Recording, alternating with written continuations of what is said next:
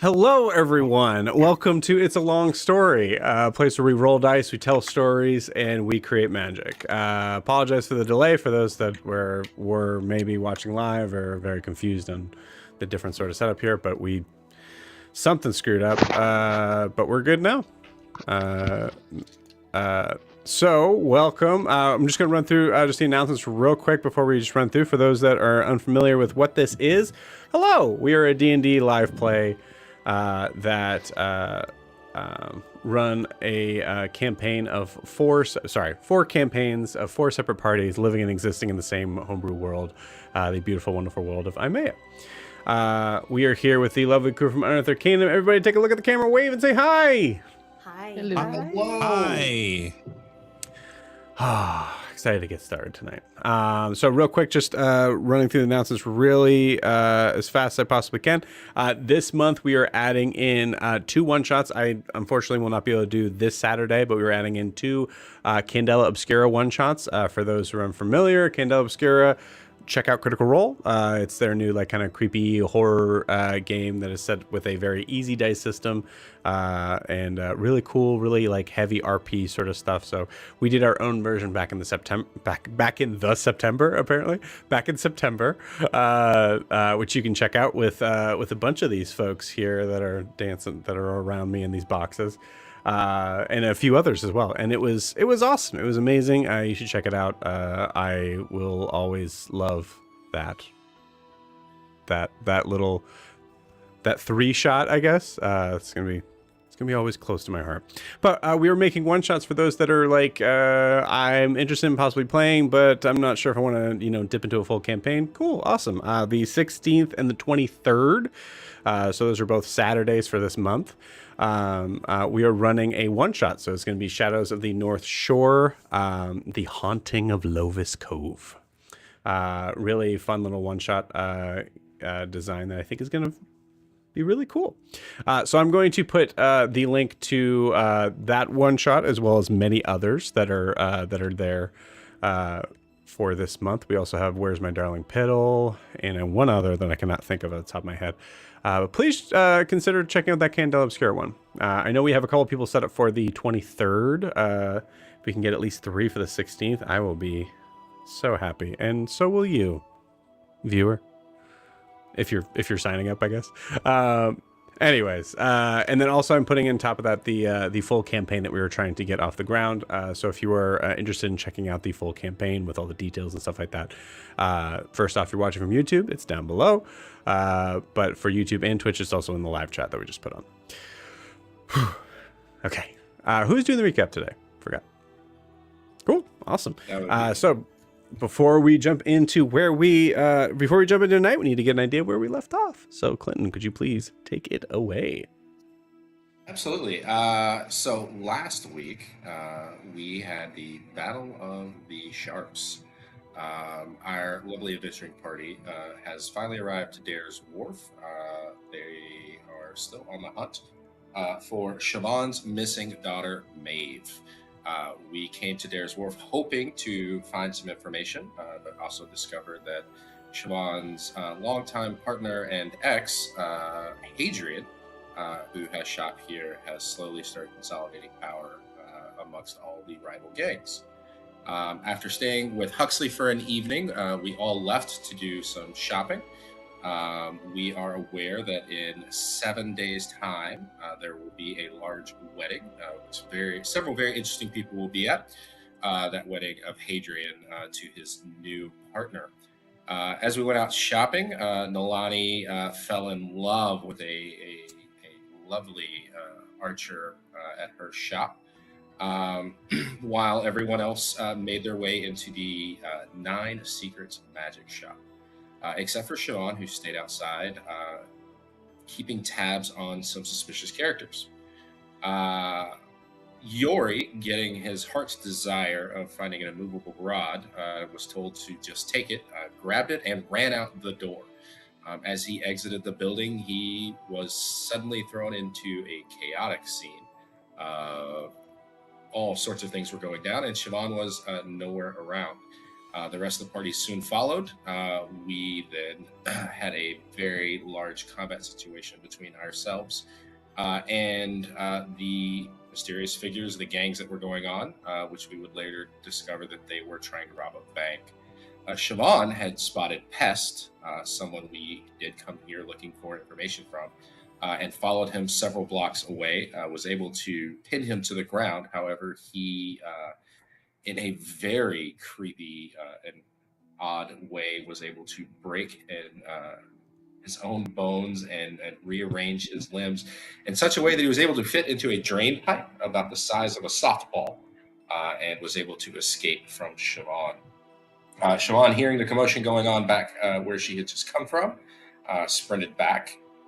During the battle, we got to see Yori enlarge himself and fly up to the top of the buildings where he spotted an archer. Yori then proceeded to fly over, tackle the archer, and throw them about 60 feet in the air and off onto the ground, completely demolishing that poor little, I believe it was a kobold. Or just Poor splattered. little kobold, man. In the process as well, when Alastaire came out, tried to get off to the side and kind of away from everything, but not too far away, was continually pushed backwards by some thug. When Alastaire then refused to move, the thug decided to stab him. So Alastaire proceeded to hit back.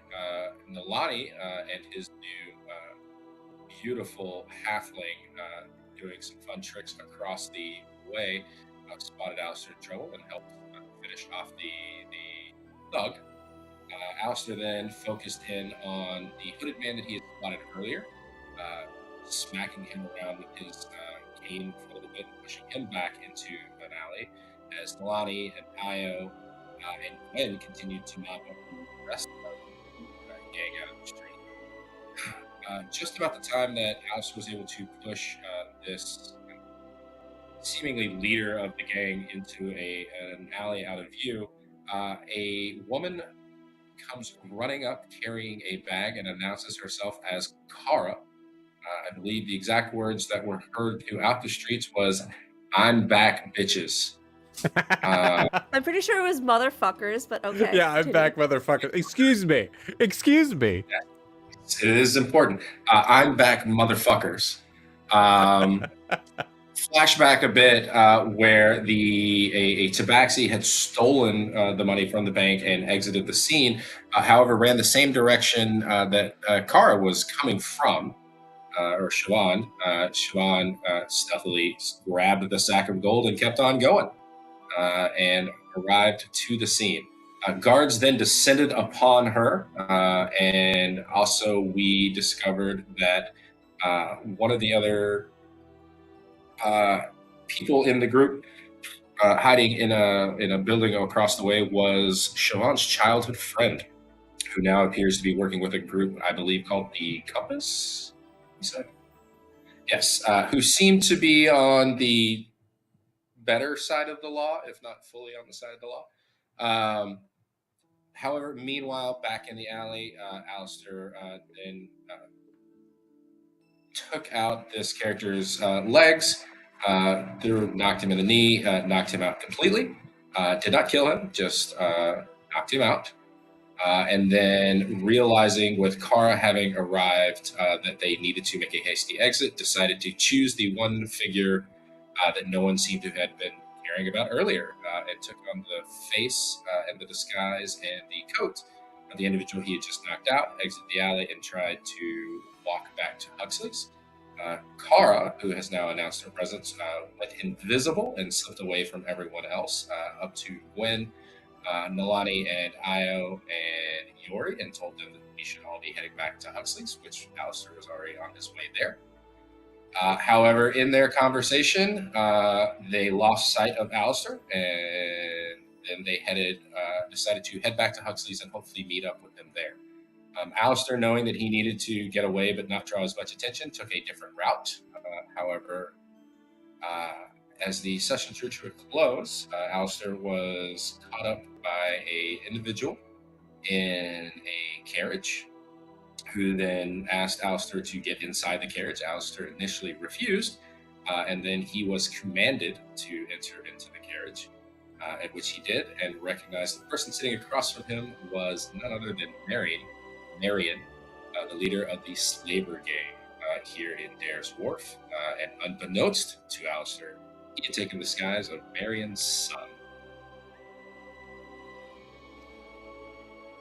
Yay. Very nice. Awesome. Anything we're missing, gang? Nalani got invited to the wedding, which Yes. is Nalani what we are did get supposed to invited be to the wedding. accomplishing. And Who's gonna Nalani wear shared purple? his It's important to baby decide on the color. Yes, that is important. What was the color you guys decided on? She said he looked good in green. That's right. That's true. That's right. If it is Yeah. purple and Gwen green, told it's them- I think Gwen told them that purple complemented green quite nicely. that's right. Uh, Also, Nalani super weird, doesn't purple and wear green, my wedding colors. Very strange. Very nice. I don't remember mine. They were colors. They were definitely colors. Awesome. Well, let's dive in. I'm gonna roll dice to see who starts here, because I truly can't decide. We love leaving things up to dice. Let's leave it up to the dice. Let the dice tell the story. So 11. Everybody look at the camera. He says that. 11 through 20. We are going to start with everybody but Alastair. 1 through 10, we start with Alastair. Our point of order, are Gwen and Nalani with everyone else, or are we... Yeah, we said that Siobhan was going to wait for everyone because he said you Okay. guys would have a hard time getting back. Okay. That makes a lot more sense. All right, here we go. Cool.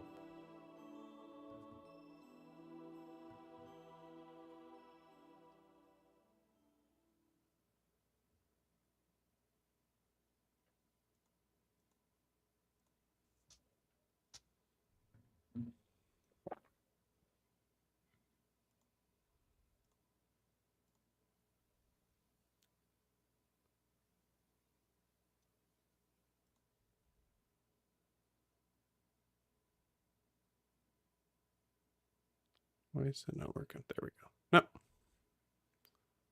Sorry, gang. We're in a mess of things not working today.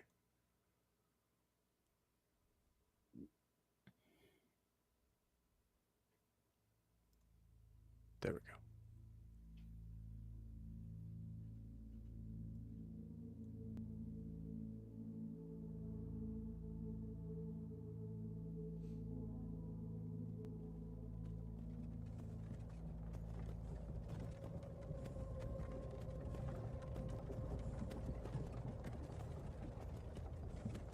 We open to the dark, dreary streets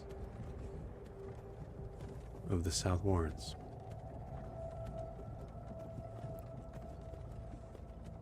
We see a carriage pull up from the left side of the screen as we see figures stop what they're doing and stare as the carriage goes by.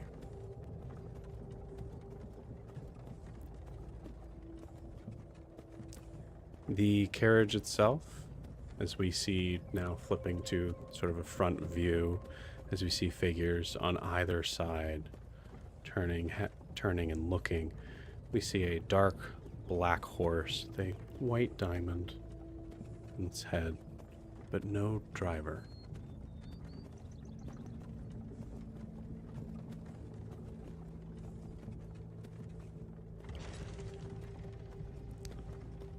After a small bump, we move in through the front window to two figures. One being a man that we don't know very much about, except that he is bad news. And another that is definitely not who they're pretending to be. Alastair, as you feel the carriage continue to bump, being in a carriage with a man staring at you but not saying any words yet. What's going through your mind?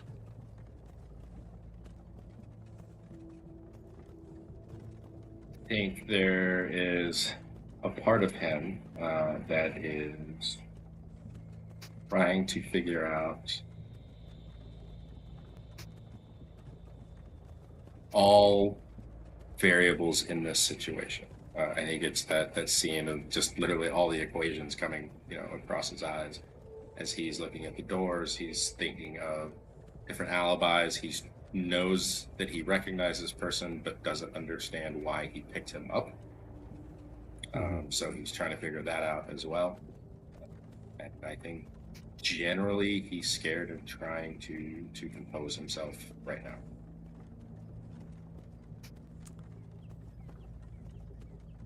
No roll required in perception checks or even really investigation, as everything around you is very close-knit. You see the door that you came in. You see a latch. I think with Alastair's mindset, you know that there has to be about a solid second before you're able to get that door halfway open. Looking at the windows, you notice that they are all sealed shut. And the only form of open air comes from some slits behind this figure. A small draft of cool night air, seemingly just barely getting to your face.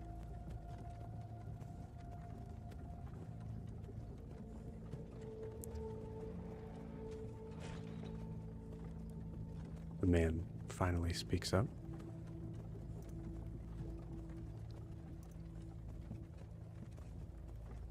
So,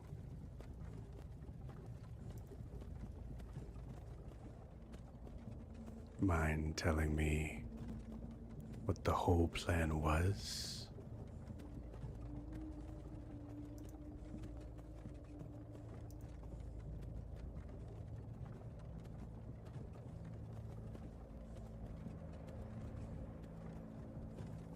This is both very awkward, but possibly fortuitous, and I will drop my disguise self. I apologize for any concern. My name is Alastair.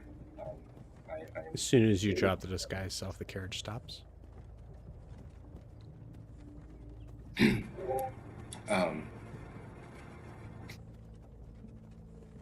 As I was saying, my name is Alastair. I'm here on behalf of Dr. Karan, Mortimer Ludus. I was in the magic shop, the Nine Secrets, and when I exited, there was a big commotion in the street. A gentleman stabbed me, and I pulled up to see, and I retaliated until he was on the ground, and I wanted to get away without being seen because there were police everywhere, and so I just took his face as a disguise and was trying to find my way back to somewhere that I could find a place to stay for the evening. But I'm sorry, I'm rambling. I apologize. I can tell you more, but for you are Marion, I believe is your name. You were someone that Dr. Karan said that I could talk to if I needed help, which is why I said this might be fortuitous as well. Sir, I apologize.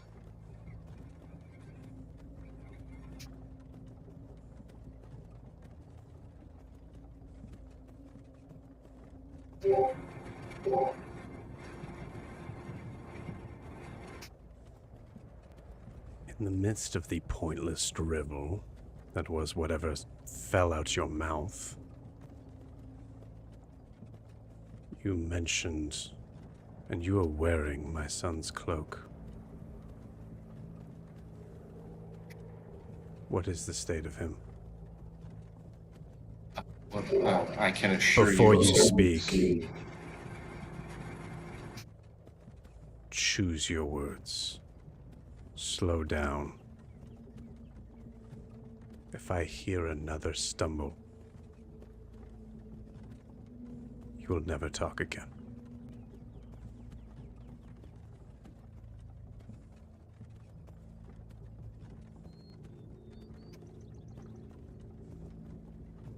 I think through this time I've had the cane like sitting across my lap. I think I take the top of it and hold it up so like it's putting it on the ground and straighten my back up a little bit and make full eye contact. In this moment, you've noticed that Marion had let you speak the whole time. His demeanor had changed. The carriage had stopped. Sorry, let me make the carriage stop. And you notice that he has not stopped looking at your eyes until you moved the head of the cane. He just looks down at it and looks back up at you as you talk.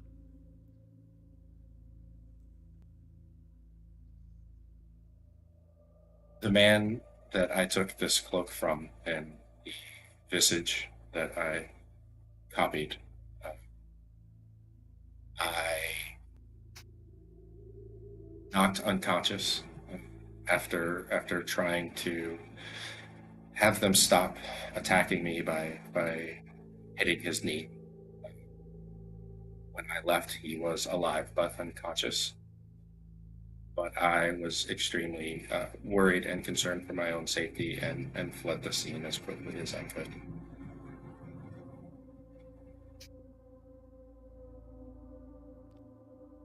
I am to understand a cripple mortally wounded my son.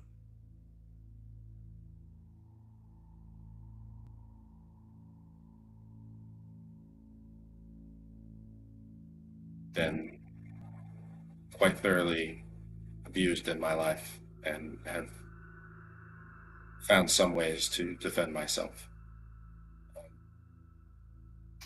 If this was a Deezer son, which if it appears to be, I sincerely apologize, but I made sure to not mortally harm them.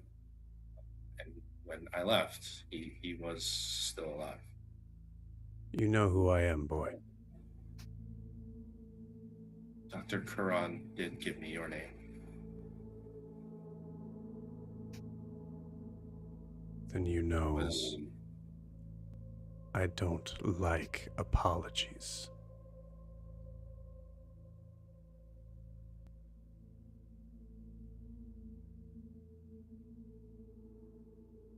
Roll me a d20 and add your charisma modifier.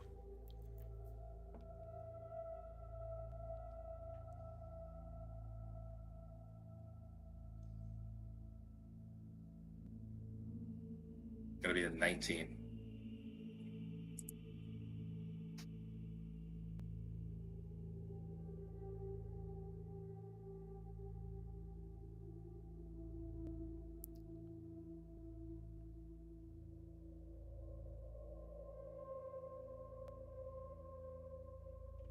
If I hear word of this,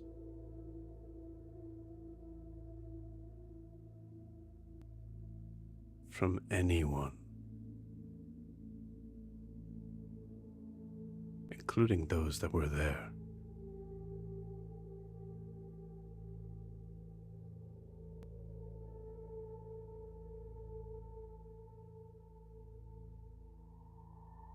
you will be missing both your legs.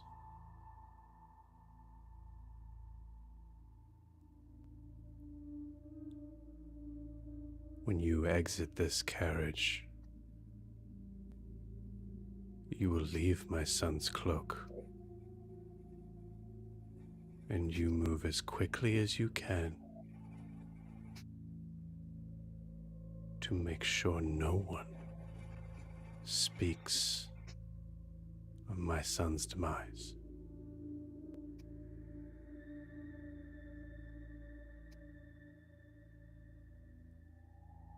Do you think you can handle that?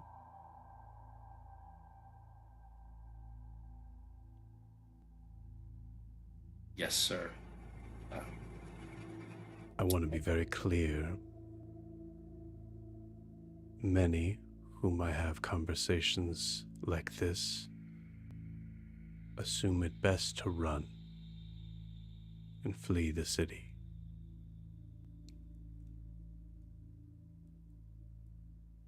There is nowhere you can run where I would not find you. You know my name. Feel free to ask around and find out for yourself.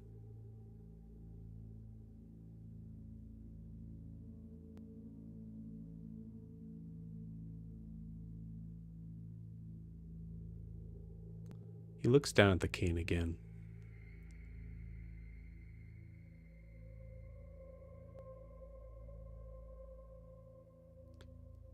You said you bested my son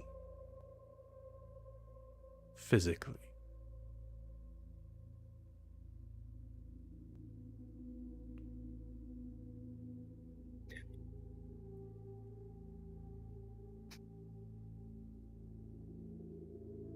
Must have been a very lucky day for you. Unless you were helped.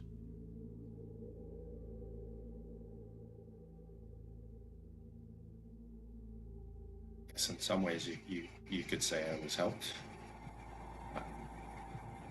This brace here on my leg, Dr. Karan and my father built that. It provides quite a bit of comfort and support to my needs, which is why when Dr. Karan asked me to come to Dair's Wharf, I agreed, because he has done a number of things for me. I would like to repay him for everything he's done. I would like and try to complete my business here in Dair's Wharf as quickly as possible. I can assure you that it was never my intent to harm your son when I arrived here, and I realize that has happened regardless. Sure that tail does not leave this carriage. But I would be doing a disservice to Dr. Karan if I didn't at least ask if I could ask you a question. Advice or possibly services. You wish to ask me a favor? Not a favor at all. I will pay you in whatever means that I have available. Gold services. I will ask for a payment after your question.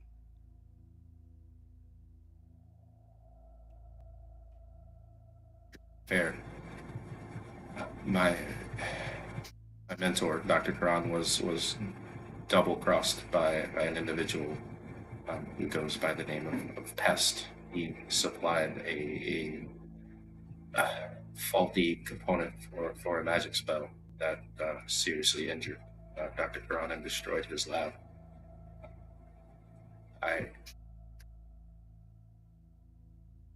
Some whereabouts of Pest were here in Dair's Wharf. He mentioned that you were someone who could find people. So if I was stumped, I should look for you. This Dr. Karan told you to look for me. Did not use those words exactly.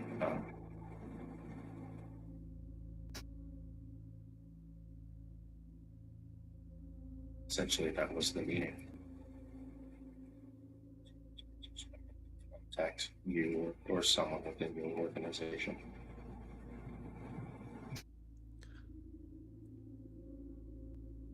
To answer your question,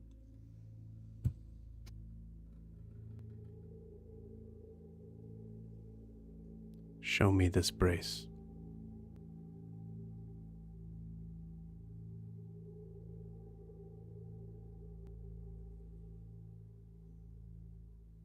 Sit back and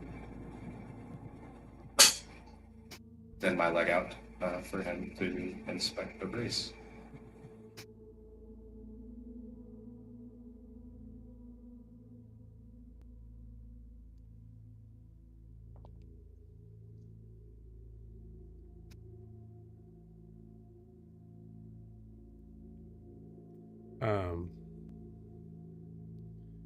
As you extend your leg out,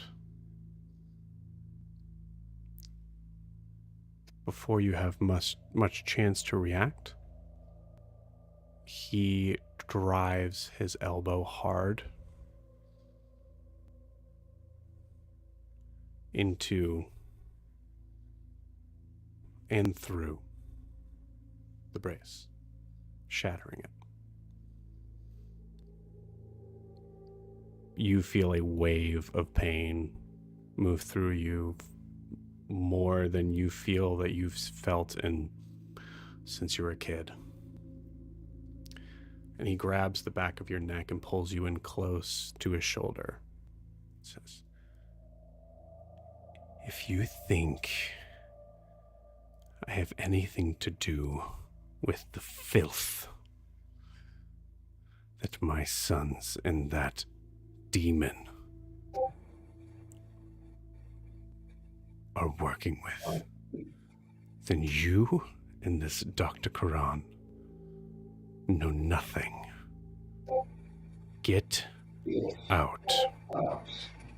And then he shoves you at the cap.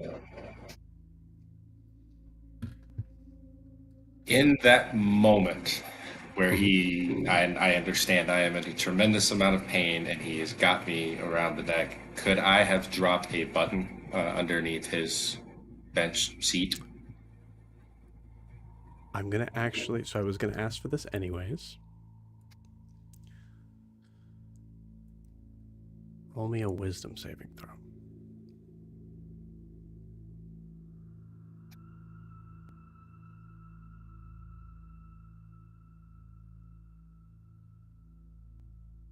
It's a 5.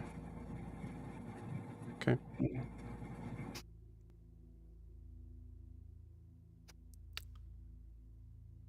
You are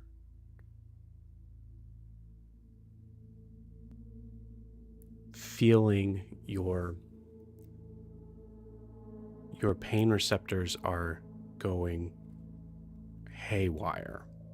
You immediately feel your brain, you're going into like migraine level headache just from the pain itself. And it becomes amplified when you start to hear your voice yelling in your mind. Alastaire, what's wrong? Oh God, okay, all right. And you hear sounds of commotion and you hear metal creaking. You hear one snap as you recognize that all you can do is fall out of this carriage. So that's what you do. You tumble out onto the hard cobblestone. I need you to give me a Constitution saving throw at disadvantage.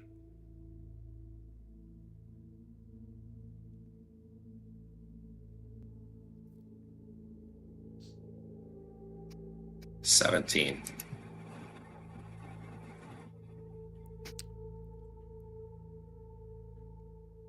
Something within you. Did we lose him? Nope. Okay, there we go. Something within you you can feel yourself starting to fade out. You feel the blackness around the edges of your vision just kind of start to kind of tunnel in. And something within you allows you to stay conscious, but only just. You tell me what happens for you to stay conscious.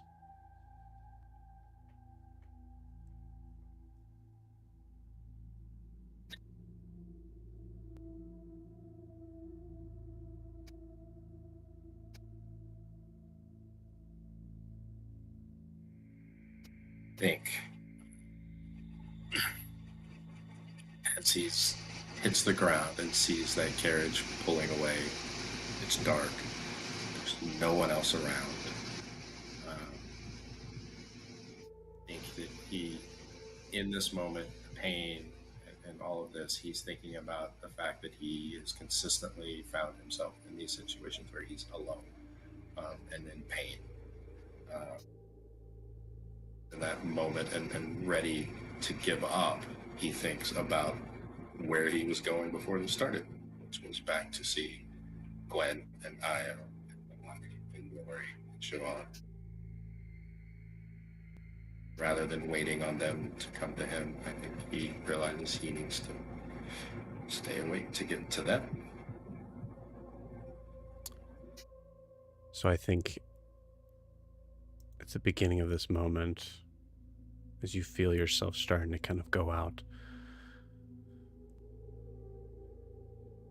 you almost completely black out. There's this like little blip of a hole, but as it extends back out, you see yourself in the courtyard of the Ludas, surrounded by students laughing, cheering, pointing.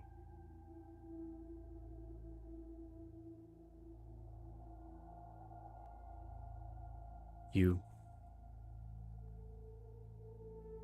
weakly try to move your hand away. You see them continue to laugh and point, and the anger and recognizing who is not here. You push yourself up, and as you blink, you see that those students disappear, their faces change into these rigid, deep, wrinkled, dirty, grimy, soot-laden figures of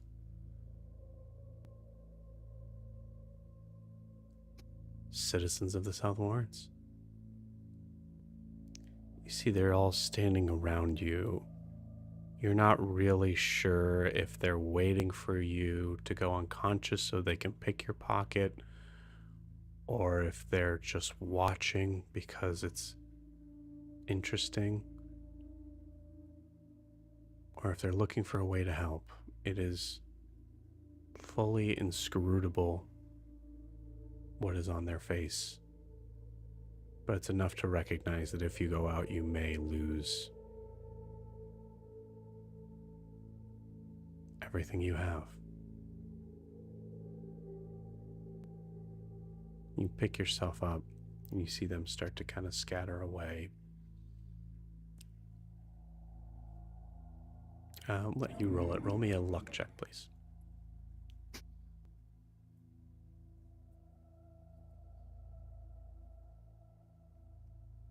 $13. 13's enough. You see there is a small boy, human, probably. Hair, a dark brown that could be just dirt. You see his shoulders, his arms, his legs. Everything about him shows a life of not enough. Seems underfed, eyes sunken in. But he's staring. He's staying where he is when everybody else scattered away. Couldn't be older than 10 years old.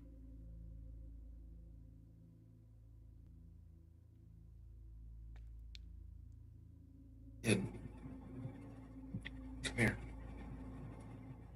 I'll lean up against the wall, and I'm gonna reach into my bag, pull out a few gold coins in one hand and a marble in the other hand.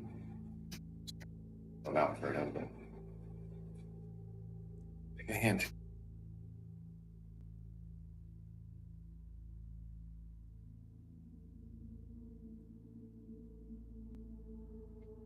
Just barely touches your hand.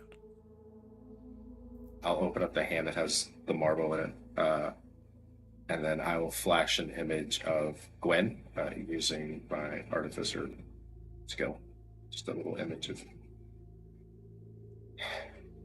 Do you know where the stacks are at? If you could go find this woman, stacks, tell her that Alastaire needs help. You get twice as much this hand when you bring her back to me, and I'll hand him 2 gold. Takes the 2 gold in a very trained pauper's stance, allowing you to put the gold in his hands, as opposed to him taking it. You. If you could just please find her. She's in the stacks.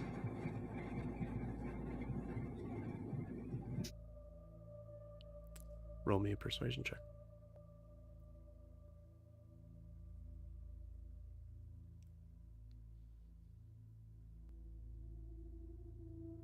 Five. It looks like shit. So. You see him run off.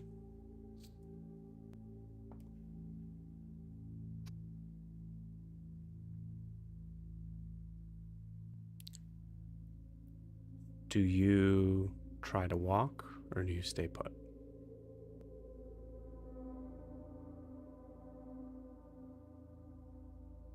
Can Alastaire find his way back to the stacks? Because I've been inside this carriage for a little bit, so...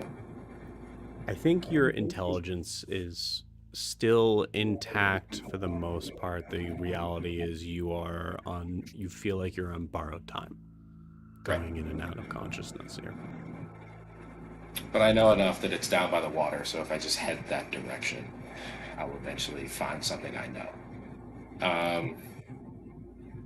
Yeah, I think Alastaire goes back to Alastaire and the Ludus, and he is as hunched to the wall as he can possibly be, sees the shadows, tries to stay out of sight, no matter how slow he's moving, and I think he's just trying to stick to the largest main road he can and make his way towards the water.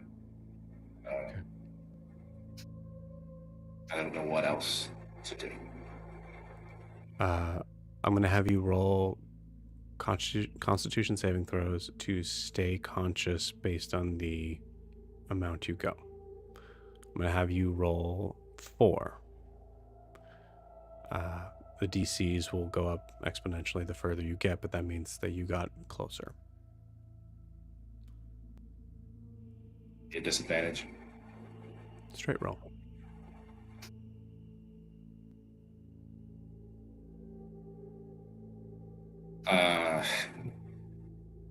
Flash of Genius?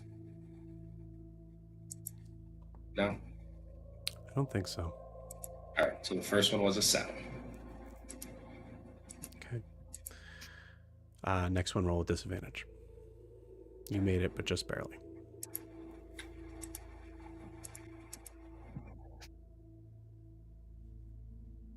That was a 15. As you start to move, you recognize that there is a difference between walking on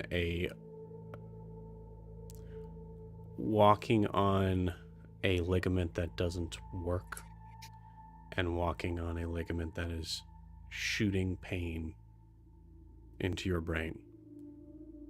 As you try your best to leave it up in the air, you have to raise it enough where you can feel that pain hit, and you almost go out again. As you find yourself able to hold on for a second, you can feel, we see Alastaire's hands trembling as you move from the alleyway. And you get to the spot where you were first picked up. Go ahead and roll me another one. This is straight.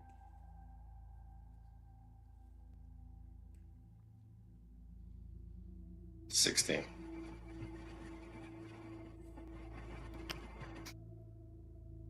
16, you're pretty sure you hear the sound of the ocean in the distance, but it almost sounds like it's laughter coming in and out as opposed to waves. You notice a figure walking by you, two couples that are laughing and that kind of like throaty, like kind of cough laugh of someone who is just perpetually sick. And they turn and look in your direction, but they keep right on going as they move right past you.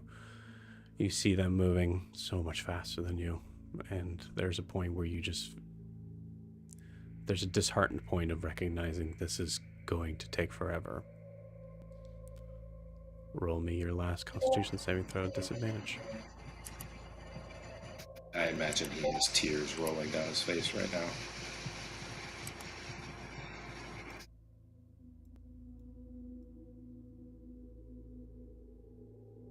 I lost you for a second. Say that again. That was an 8. 8.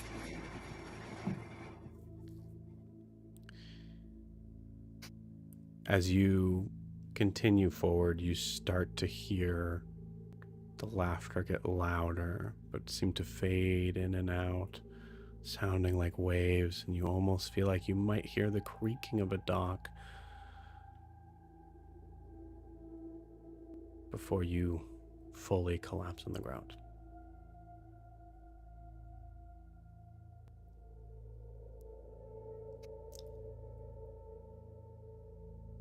For the rest of you, unaware of what's going on, being guided back to the stacks. Alastaire got pretty close, so the DC is low.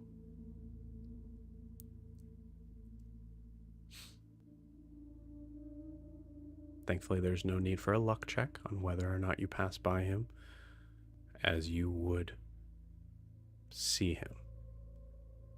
However, it is a survival check.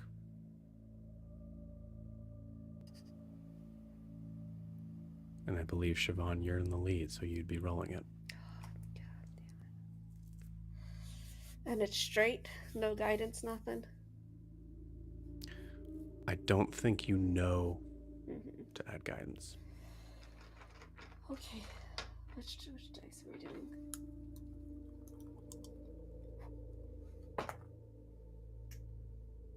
$16? Alastaire, roll me a death saving throw. Oh my god.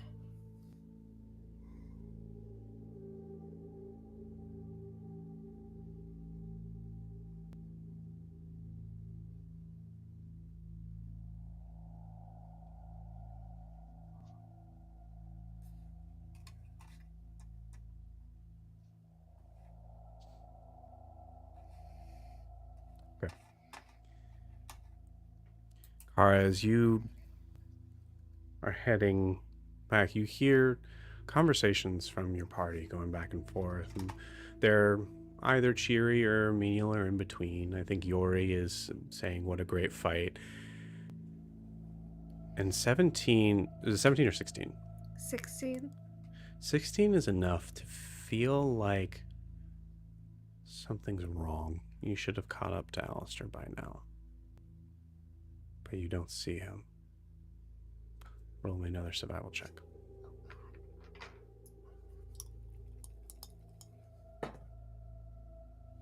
$18?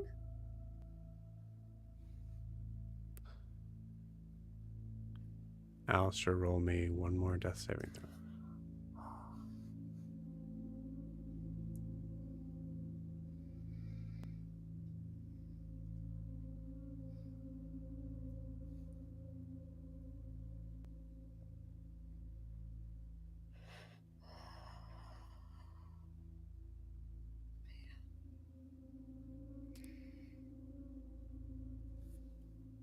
I'm going to allow you to add guidance to this roll.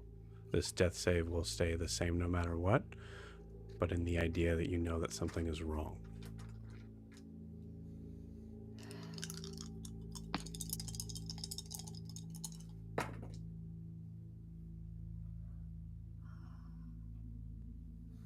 It's a 13.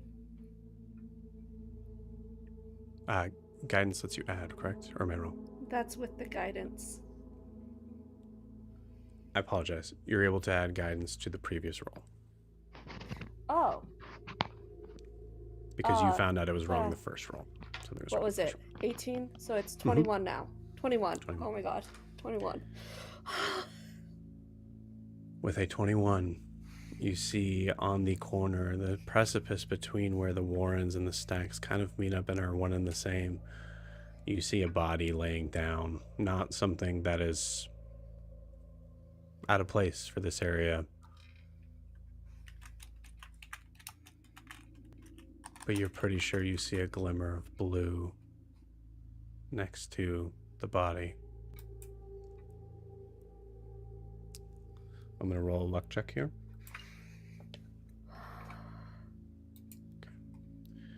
As you approach, you notice that there are actually two other kind of skulking figures moving towards the body as well.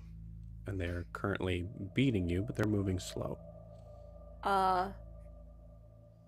She's gonna toss the bag of gold at Yori and just say, catch, which it's coming from invisibility into your arm, so enjoy that. Disadvantage on a sleight of hand check, I think, maybe.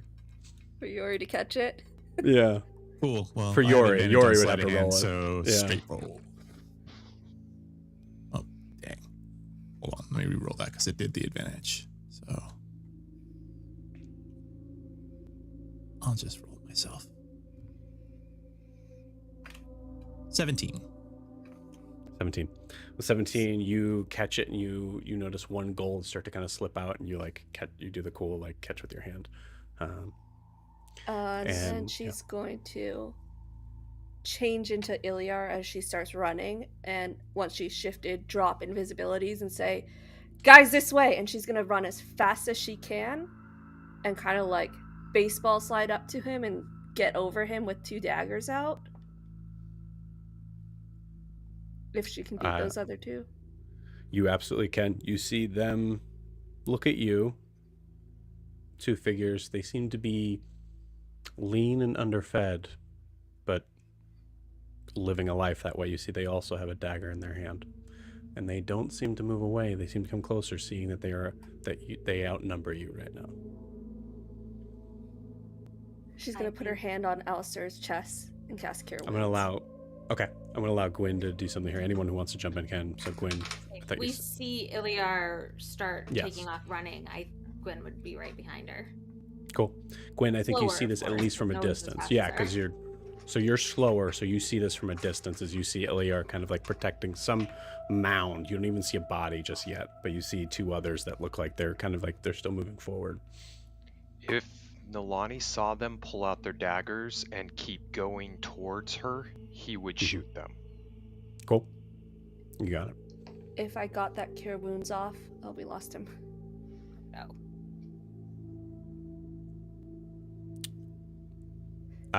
Keep that number in your head. Nalani, roll me an initiative roll. — 17. Roll me 2 attacks, please.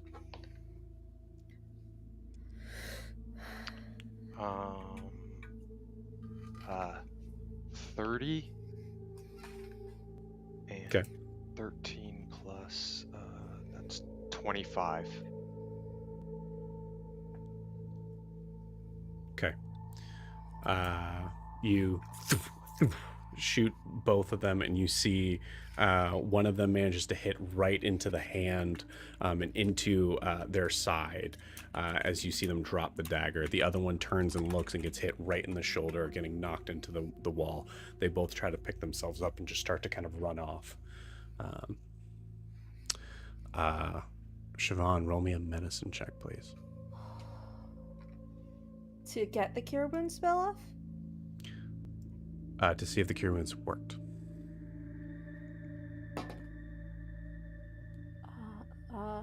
Where's my medicine? Panicking. 25.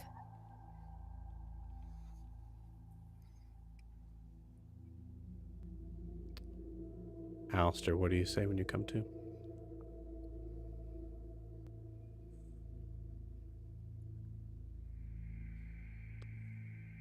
Oh, we can't hear you. Can't hear you guys. Speak up. Are you guys okay? Are you okay? What the hell happened? We need to get you back. And she's gonna start trying to pull him up. You healed 11 hit points, by the way. As soon as you pick him up, what was your medicine check that you rolled? 25? Jesus. Yeah. As soon as you pick him up, you, I think, Alastaire, you can't help but like scream. As there's a certain point and you see and you look down and you see that Alastaire's leg has always been a little off, but right now it's facing a slightly different direction. Okay, this is gonna hurt a lot, and then I'm gonna put my hands on both sides of his leg and like try to move it as I cure wounds 2 more times to try to put his leg back the way it's supposed to be. Okay. Let me roll that cure wounds. Gwen 2 more is times. holding his hand as she's doing this. As You got it. normal. Yeah, you all Actually- catch up and you see Alastaire there. I was gonna say, question with this. You say it's been facing another way. Gwen and I have known Alastaire a long time, and I think we knew him before he had like the upgraded version of the brace. Does it look like it's been literally twisted more than it's ever been before? Doesn't look like it's I been don't think twisted. It looks like it's been pile drived into, essentially. Okay, Yeah, he so said it was shattered. Yeah. okay. His I assume his knee is just His knee gone. is just Yeah, that's why Yeah. she put her hands on both sides of your leg, and she just pumped. I just did the math and I lost it. 17 hit points into you. Okay. Straight into his leg. Cool. I'll say with the 17 hit points, you definitely are coming back from the, like, for the record, you went straight to 0. You are coming back from that. This is going to be sort of like a RP consciousness Yep. throw. So go ahead and roll me a Constitution saving throw. 18. 18. You hear a snap, and you feel a snap.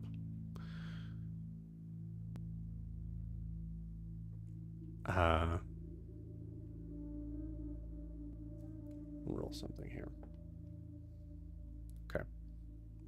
Siobhan, you are able to maneuver things back into place, but you can tell it's still not in the way of, like, it's not like it was when you first met him. It's like the bone has been shattered. So it's facing the right way. And Alastaire's awake, but it's going to take a lot more than that. I'm sorry. This is all I have right now. It's we'll fine. keep It's working on fine. it tomorrow. We'll It's- get you home. No, We it's just need to fine. get you out of here. Mm-hmm. God, this way. We shouldn't go alone. You guys were right Who did behind me. this to you? I thought you were right in front of us. We were gonna be right there, and then what happened? Who did this to you? You get back to Huxley's place, and I will tell you everything. I Okay. just don't think this is a conversation to have on the street right now. Of course. Can we help you walk? Yep. Yes. Please. Gwen is gonna make room for somebody stronger than her because she can't take Alastaire's weight, probably. Io's volunteering himself to help with whoever would basically be helping him. I'll take his What- other side. Yeah. You're carrying a gigantic Big old sack bag of of gold. gold. And there's a certain point too where the two that were attacked seem to dart away towards an alleyway, but you do notice that there are some people that are staring out at windows looking down at a little red-headed boy with a very big bag of gold.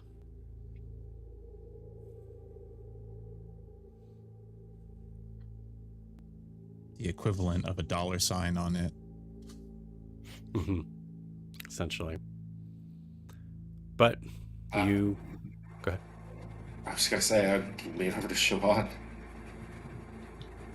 We're drawing a lot of attention to ourselves. We need Maybe to get out of here. We need to just move. maybe leave the gold. Absolutely some of not. it. We could. Come on, guys, let's just go. Let's just move. We can go. We can just move. I'll wrap the gold in my cloak. I'll take the cloak off so I just have, you can see my wings and armor, but at least I'll wrap it in the large cloak that I normally wear. So it's just more of a big, it's a big bag. You might be able to discern what's in it, but like at least it's not like the kind of bag used to carry gold and very gold bag shaped.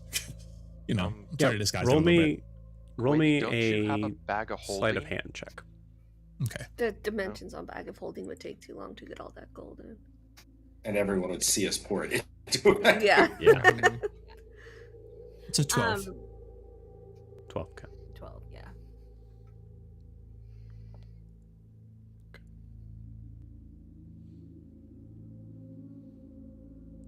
If there's nothing else, you all move. You have to move half your speed Mm-hmm. out into the open street. Can through- Nalani cast Long Strider? Is that what you want to cast? Pass without a trace if you have it would be good. Pass. I'll use. Yeah. Pass without a trace. You got it. I'm going to say pass without a trace, very smart, and it's just going to work for when you are now kind of in that space between the takes, the stacks, and the Warrens.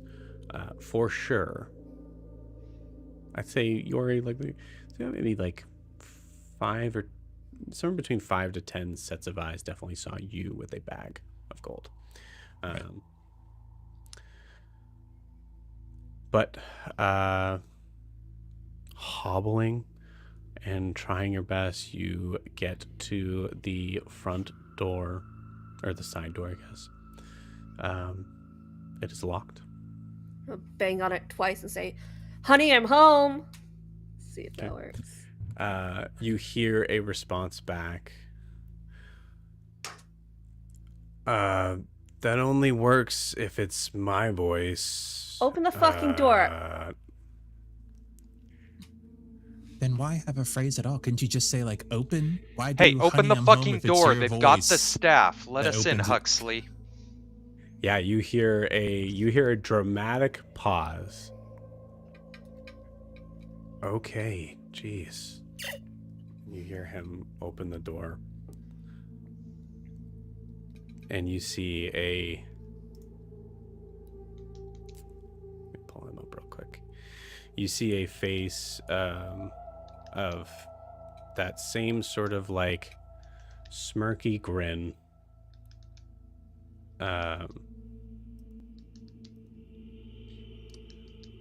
Well, welcome. And you see it fall. into him. We need to. Come on. We need to get inside. And you see him. You see Huxley pull with not a lot of strength, but just pulls you in, and just kind of like basically rushes the rest of you in.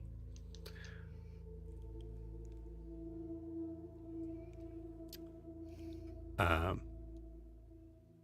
doesn't say a word.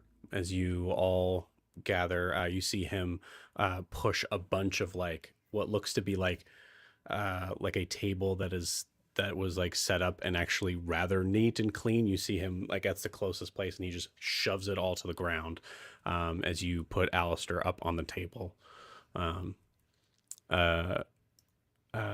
Siobhan, nothing's gonna beat that 30, so I'm gonna carry that over. That's what you got in that medicine check, right? 25.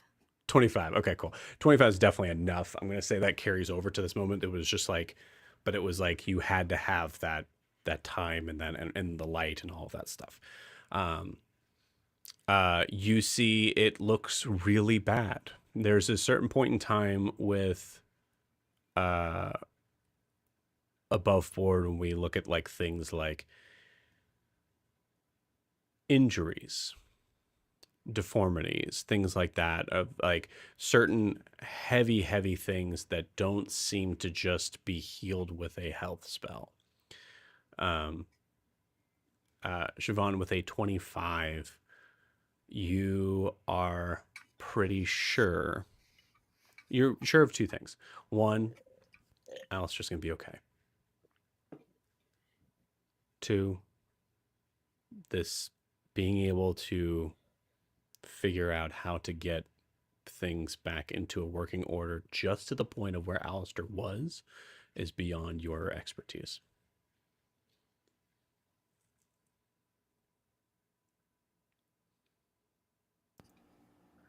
Are there hospitals if clerics exist? Is that a thing? There's temples.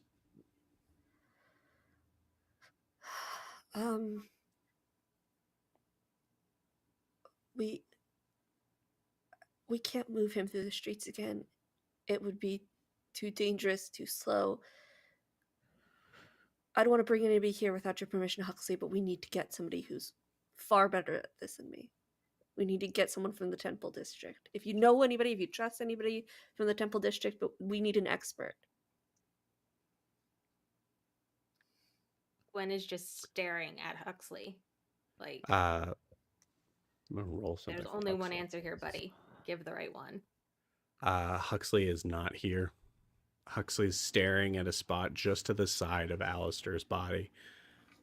Huxley, we need to get someone from the Temple District. We can't fix this. We need somebody who's qualified. Surely you got to know somebody. I mean, I can grab a random person. I know you said you built your arm yourself, but that requires some knowledge of anatomy, how things work with the body. So either you know something or you know somebody, right? Can I roll a perception on Huxley? Is he like stunned? Like what's his He's is he stunned. like in shock? Is this like too Yeah, he's close stunned. to him losing his arm? How close is he? To you or to Alastaire? To me. Are we like on either side of Alastaire? That's about 5 feet. Yeah.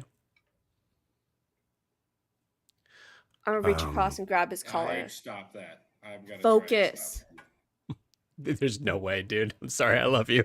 There's no way, Alastaire. Alastaire, you make a grab.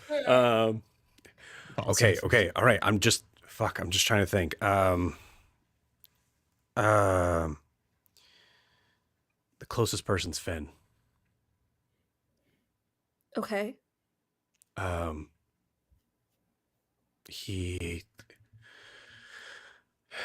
doesn't heal with magic. That's his whole. Where is he? He's in the takes. It's not too far. I can. I'll go. I'll. Tell me where he is. I'm. Do I above board? He's not a rogue at all, right? I'm definitely faster than him. Huxley's a rogue. Okay, he is. Mm-hmm. Okay. Yeah, I'll. Fuck. Huxley, what's going on?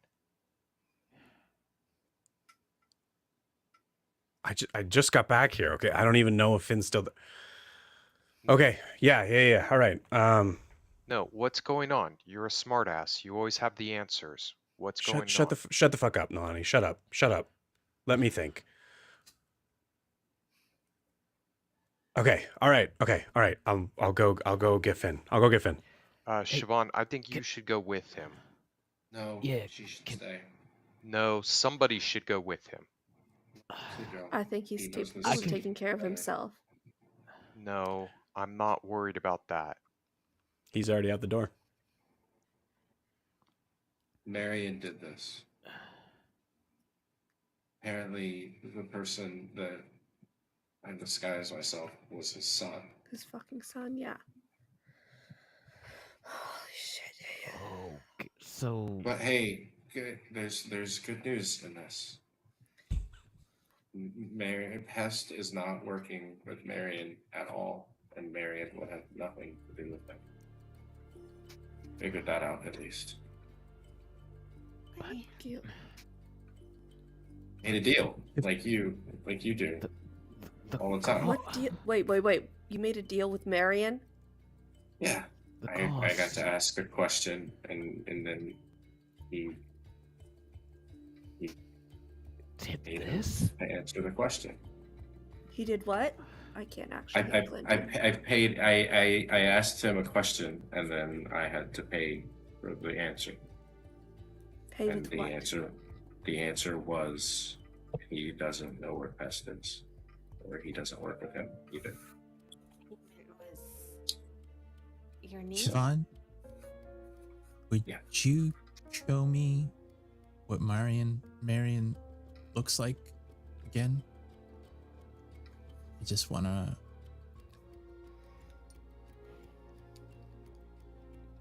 Okay. Sure, I shift into Marion. I mean, this is what he looked like 7 years ago. I'm sure he looks a little older, but I just need Alastaire, to... you see that and see, besides maybe like hair a little bit longer, a little more bedraggled, definitely some more white to it. Pretty much the same. I shift back to it. I Okay. go into my changeling form. Okay. He doesn't know anything about the rest of you guys. Kept that from him. Wow. And the payment was what? Doing this to you?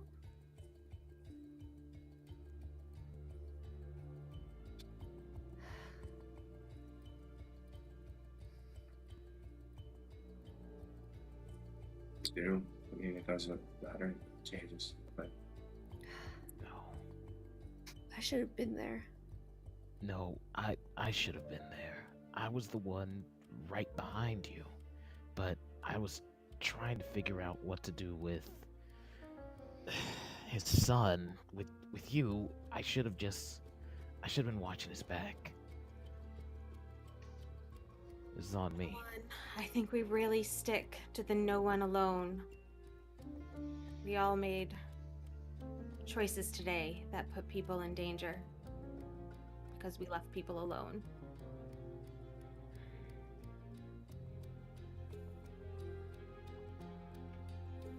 Buddy system. sorry, I wasn't trying to. You have nothing to apologize for. This was not your fault.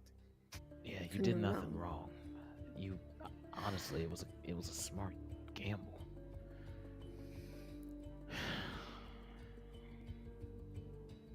So, your leg, is it broken?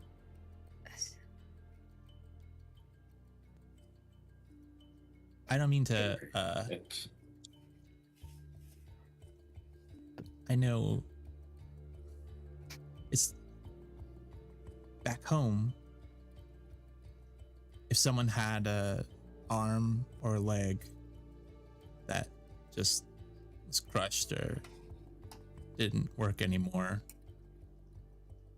there is another option for fixing it. But I know it might not be what you want. It can be fixed. Finn can help.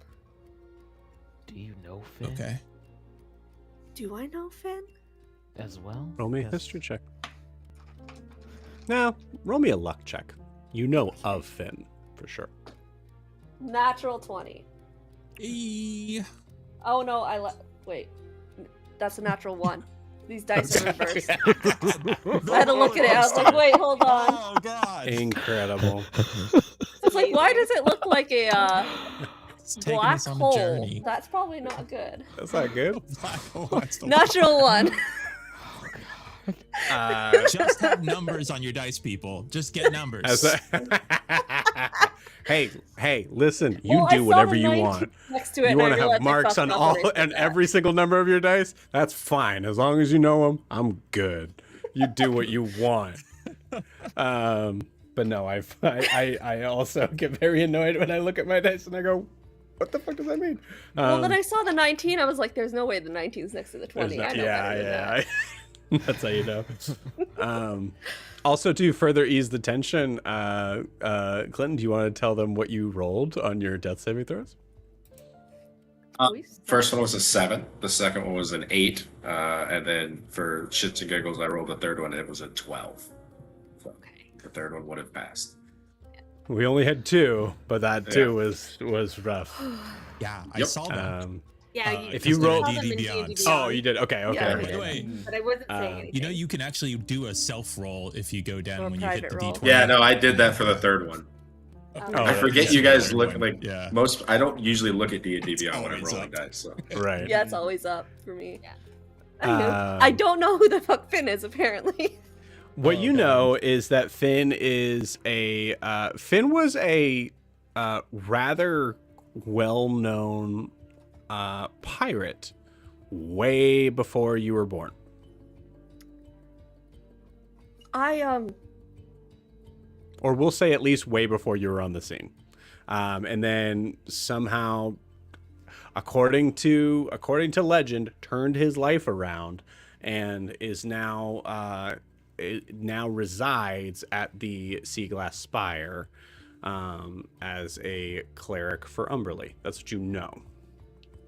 So You would have never met him. I know that he is a cleric. Yeah. Probably far better than me. He was also a former pirate, but that's not saying much in this town. Damn it. Out of curiosity, do I get a say in what's going on here? Yeah, I mean, I I mean, Yeah, just, sorry. Like, we could just use. I just need to get another brace.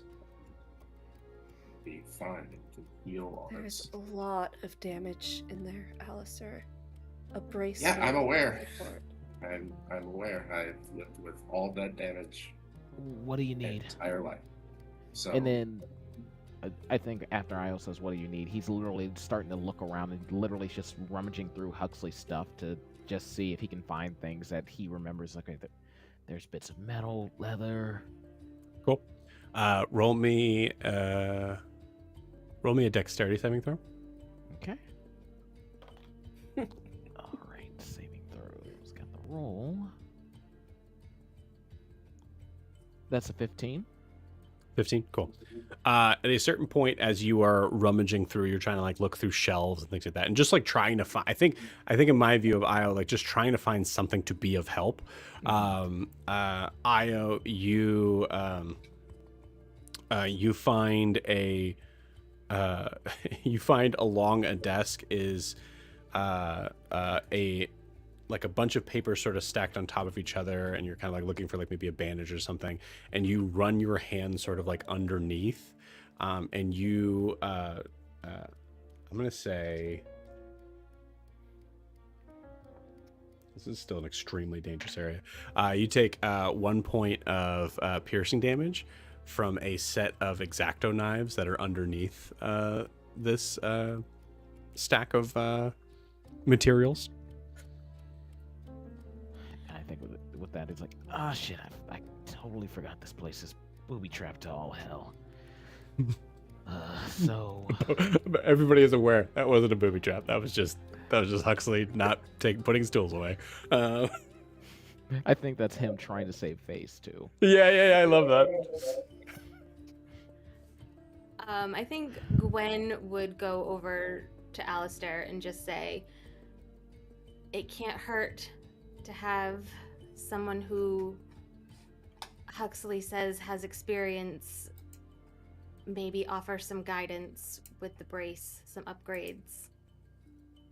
It looks kind of worse than it was, and it was backwards. Is that a concern? What about... I think right now we just use all the tools in the toolbox. Or It'd be great if we had another powerful ally somewhere. Like, I don't know, you remember that princess? I think they're pretty busy The one breaking Nalani into Eriscar right now. The one we got in the massive fight with, and then she didn't thank us for taking care of her friend, and she took off. Yeah, I you think we're shot that spending guy a bunch of times, though. Yeah. Well, you know, In a way, they were just I do standing know. there doing nothing the whole time. we might still... They might still kind of owe us a favor. hey, I don't need anyone to come and do anything to me. I don't. How about your absinthe? Where is that? Do you want a couple swigs?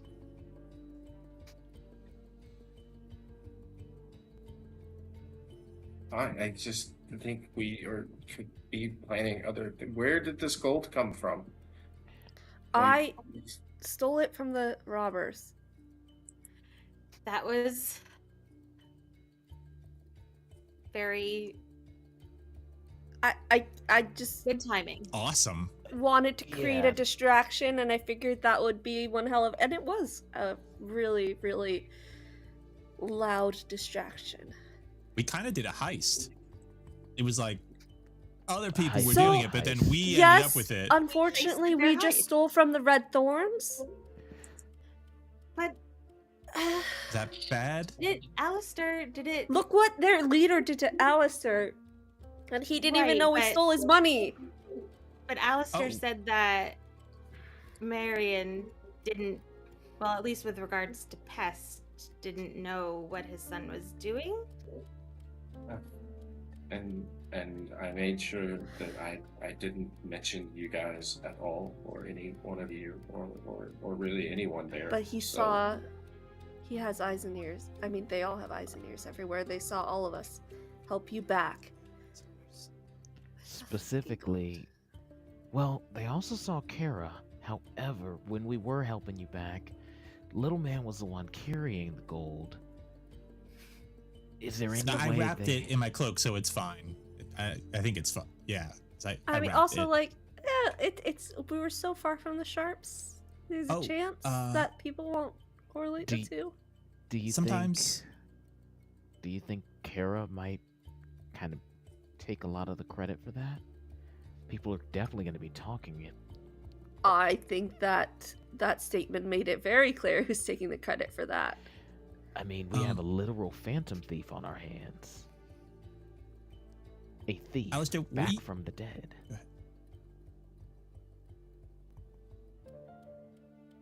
Alastair, will you look over here while I do this? And I'm going to take the bag of gold and dump the whole thing out.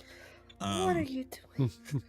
Well, what if there's like tracking? You know, there That's- could be magic on one of the gold pieces or something, and you know, Actually, Alastair really could see smart. that. Cool. I know it's a mess, but you know, it's also kind of fun. I'm gonna cast guidance on Alastair. Sweet. Alastair, roll me an Arcana check. 23. Finally. I'm having you roll that check, really, because you are I'd say at this point, most likely someone's like kind of like wrapped up like a piece of cloth to kind of like put behind your head. So you're kind of like propped up in that way. So as you look, to the side as Yori's kind of pouring it out, you do recognize there are certain things in this room that you already remember having like faint magical signals. And you like in the terms of like your magical vision of anything that is on your like peripheral sort of side seems to be missing. It's only when you focus, like it's as if your vision has become like sort of like rounded in that way, but just your magical vision. As you look in, you do not roll me a roll me an investigation check, I think. Roll me an accountant check. Self-guidance. 30. Yikes. Jesus 30. Christ. Cool. Awesome. Well, now's as good as time as any. Everybody roll me a D10, please.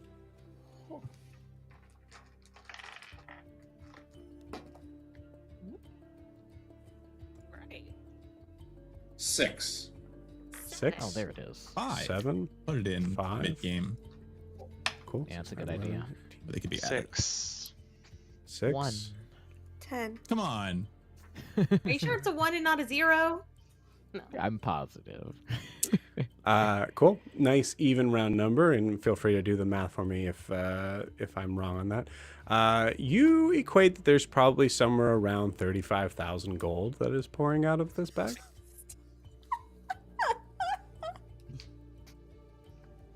And again, someone can correct me on my math, but I think that's right.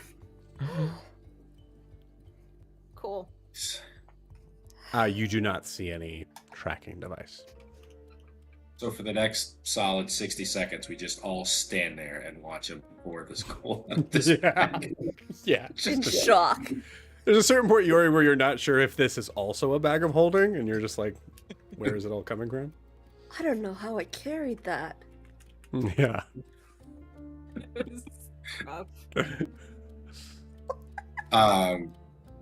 Is there so I'll reach over and like just grab a bag as a little bit bigger than like a coin purse and throw it at Yori. They're fine, just start putting them in that bag.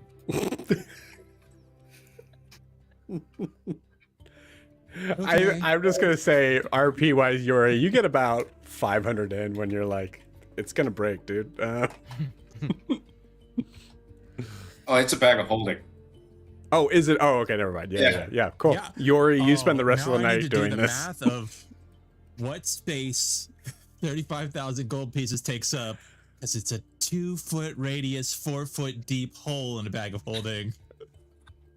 I'll do It's it a later. good thing. I'll It's do a it good later. thing we I'll don't make a- count coin weight in this game. I'll make a note. Yeah. Jesus Carry Also, that to bag. all of you enough people who do count gold weight, that it has to be an option in D&D Beyond. What's going on? What's going on with your life? Wait, guys, hold on.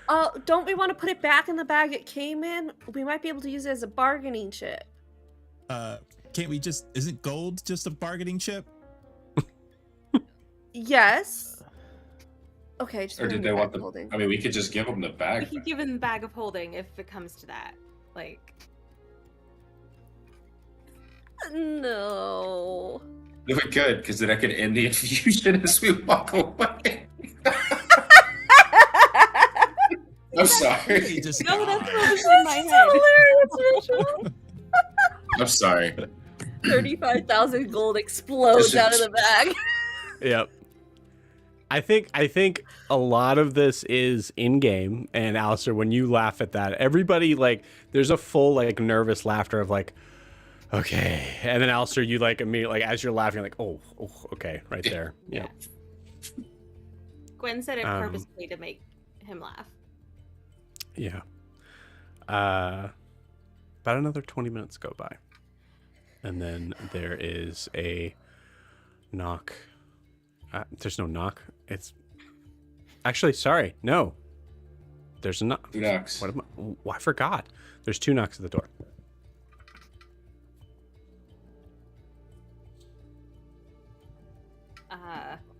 I will shift back into Iliar really quick out of my changeling form.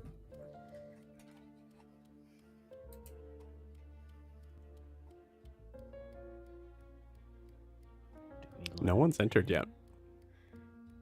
I'm gonna look at Iliar. I'm gonna message towards the door. Who is it?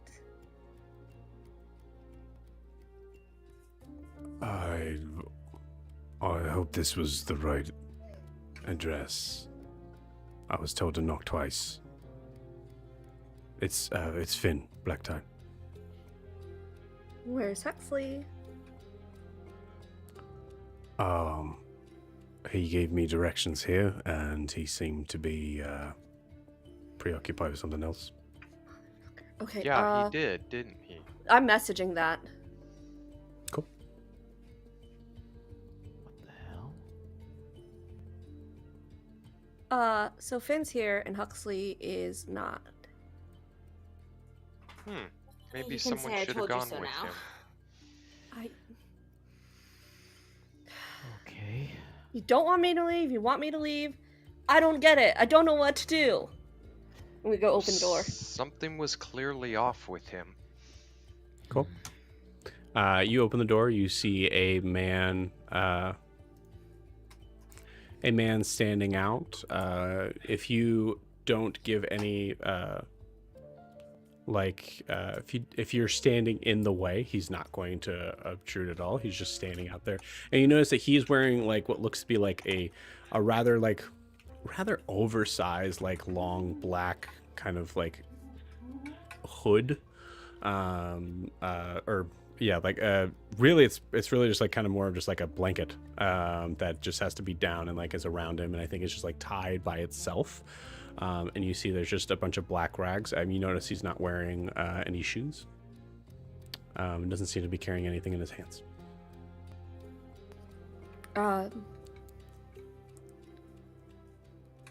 Did Huxley say where he was going?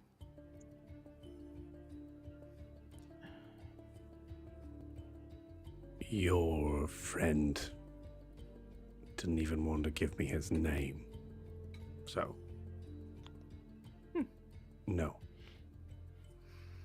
Seems about right. Okay. He's in here. It's his knee.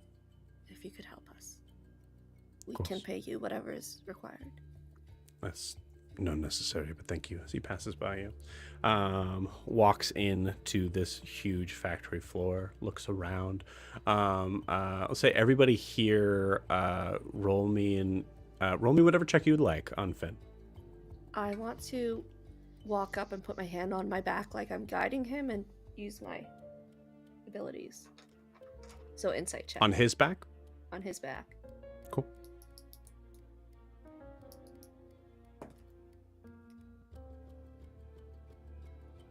$25.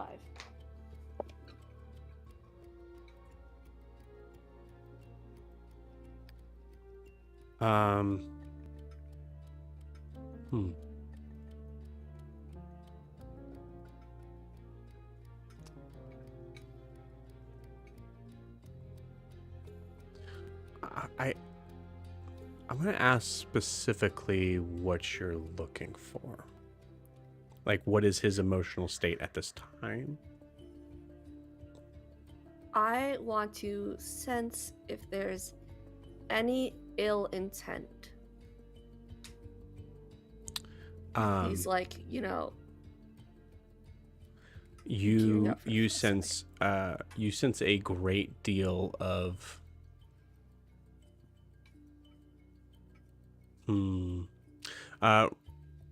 what was your insight check? 25. 25. You sense a momentary second of comfort and extreme discomfort right after. The second you touch him. Okay. I'm sorry, please, if you don't mind. Sorry, and he my tries bad. to move your hand away.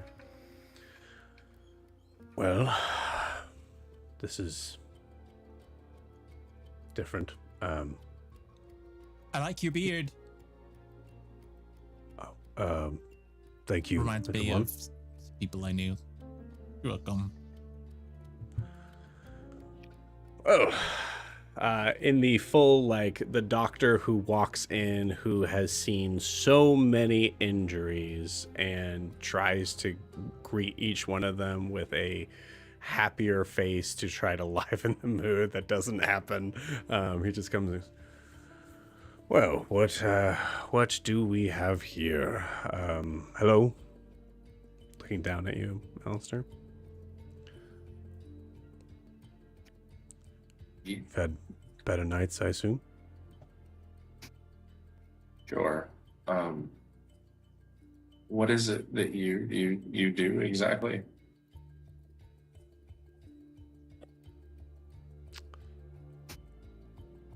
I take care of people.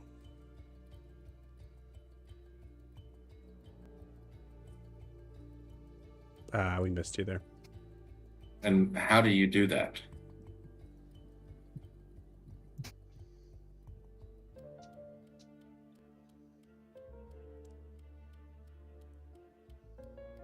With patience and a mutual understanding.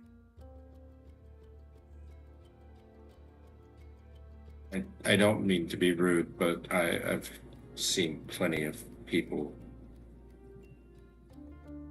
pretend or attempt to fix things that are broken, only to make it worse. So, forgive me for asking questions.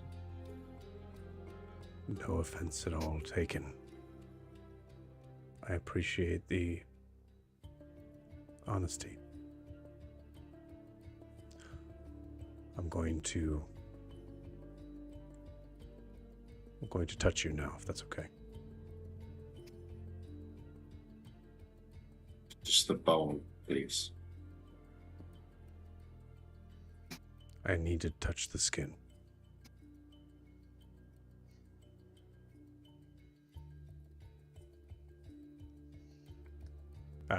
Losing you.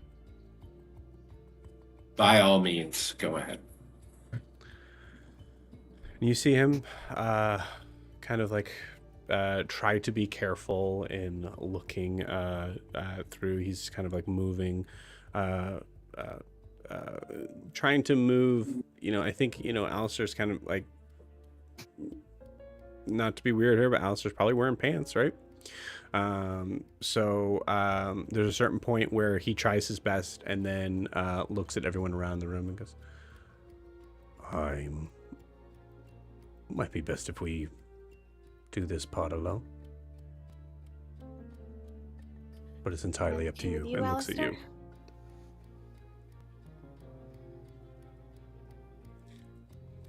Yeah, Io, if you want to stick around, that would be nice. Of course. I'm 100% here for you for whatever you need. He'll stay. Great. Io, is it? Yeah. Any Pleasure. chance you could find me some bandages or cloths of some sort? Sure. This place is a little disorganized, but I can definitely try and find you something useful here. I think We have time. It doesn't look like there's much that has bled through. Good. I think he goes looking, but a lot more carefully than he did the first time. Yeah, cool. Roll me an investigation check. And I'd say, like, as you're looking for those, as he's, like, he's having to, like, take Alistaire's pants off. And there's just this moment of, like, Alastaire, you immediately recognize on your good leg how cold the table feels. And feeling his hands, on the skin that has not been scarred and is affected tissue. His hands feel oddly warm, but not in I would say a magical sense. Like, you actually, when you're looking at this person, you see that there is magic around him, but he doesn't seem to be like, he's not like Right, casting it.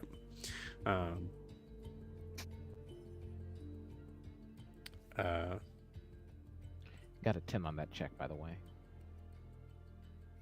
Okay. Yeah, 10 is enough. It takes you a little bit of time, I'd say, but 10 is just about enough. As you see him kind of checking the area, and you see, it does seem that most of this was not something that happened tonight.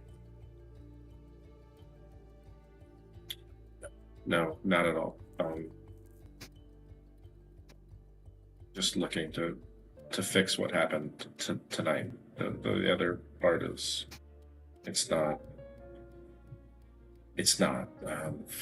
worth it. Well, it's not what I'm interested in. I didn't mean it that way. This is this. They said you were a cleric. He is gonna cut you off when you said not worth it, and he looks at you and he goes, and when you said specifically, what was the phrase you used? Not what I meant to say, or something like that. Yeah. What did you say? Not what I meant to say.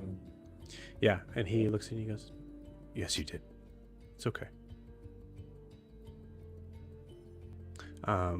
Alastaire, you feel this very weird sort of sense of like, there's this like comfort, but if you are half naked on this table, and you feel that you are weirdly emotionally and intellectually naked too.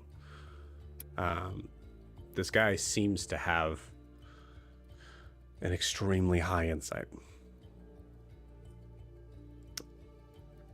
Well, so let's go ahead and chalk this up to the die. I'm going to have Mitch roll. Mitch, roll me a d20. This is going to be the medicine check for Finn. I cannot tell if it's a 9. Okay. So adding plus 10 to that roll, which would be what Finn has in this. Finn says to you, I have good news and I have thank you, Io. As you hand him like cloths. I have good news and I have bad news.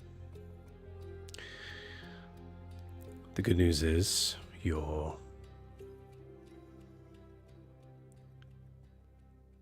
going to be able to use the cane again without too much pain.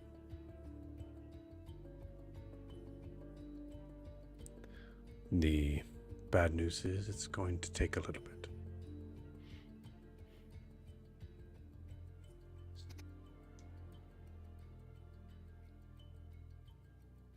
What do you mean by a little bit?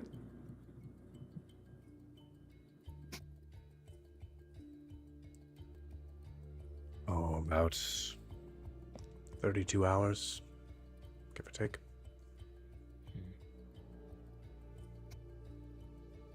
Fantastic. That is fantastic news. Is that just how the magic works, or is there a particular reason why it's going to take that long? Not that I'm saying you didn't do your best. He looks at you, Io, and says, like, full, like, doesn't seem to take offense or anything. It's just, it's how the body works.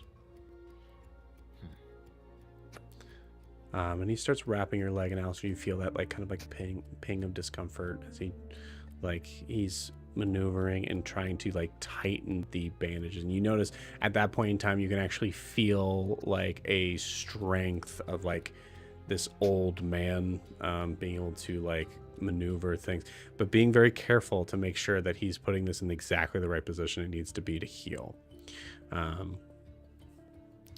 As he does so, he is wrapping it. Io, what do you think you gave him? I'm going to give you the narrative thing on this. So I think what I gave him for wrapping this bandage, it probably would have been like probably some old cloths Huxley probably used for like oil, like applying that like machine oil kind of thing, but probably Okay. some of the cleaner versions of those cloths. You got it. So essentially, like just these clean, like dish rags, essentially, like like mechanics rags, which work. They do the job. And you see as he puts like a final sort of wrap on there, he puts his hands on your leg, and I'd like you to roll me an Arcana check, Alastair.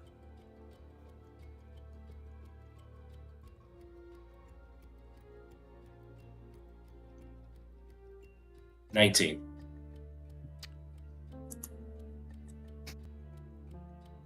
He puts his hand on your leg, and you feel some sort of magic, but it's not for your leg.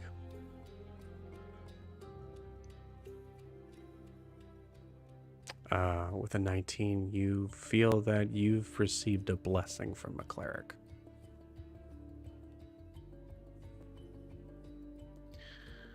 Well, I can be by to see it in the morning, but I've done all I can tonight. And manages to kind of like, there's a certain point where he just has to like kind of cut. He ends up like using one of the tools and makes a slit in your pants, which hurts, I think, of just like having to ruin the pants. And then you see him like kind of like tie a cloth at the end of it so that it does match to the ankle, but it's able to be open enough on that. And he helps you kind of put them back on, then invites everybody back in, and that's where he says it's enough, but he'll be okay. He'll be good. Thank you Yours. for your help. Are you sure there's no way we can repay you?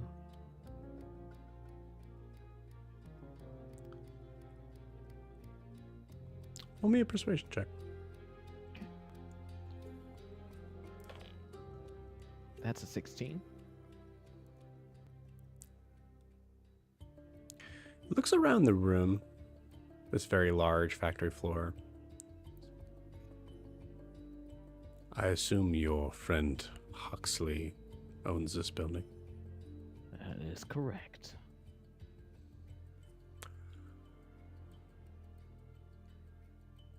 Perhaps you would see if he is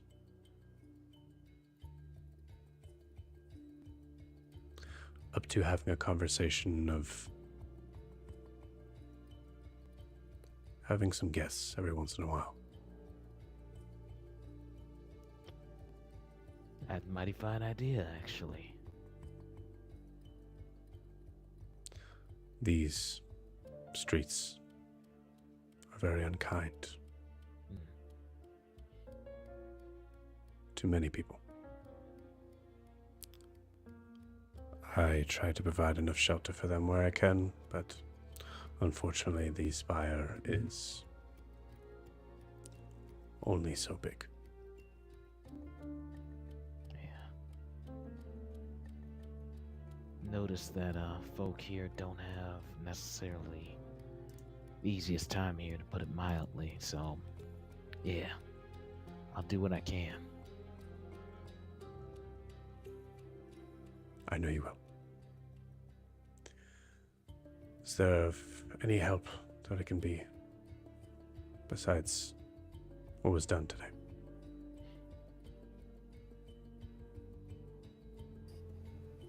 Are we all in there, or is it just those two still?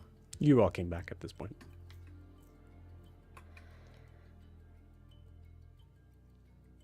Have you heard of...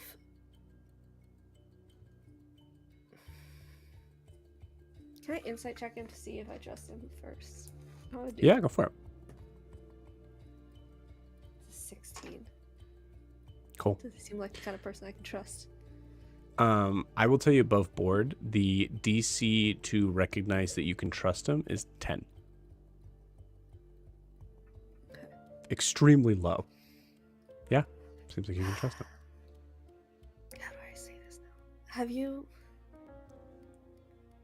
heard of a sickness, a poison, something that changes the body, makes it corrupted and malleable, lizard-like in some ways? I don't know how to describe it. You are Trying to like describe saying pests. things to him, and he's listening, and he's kind of like he's listening, and he's looking at you, but not really directly. He's not making direct eye contact with you until you say lizard-like.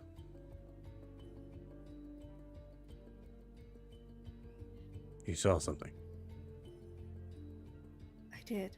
I came in contact with. It's not contagious, is it? What is it?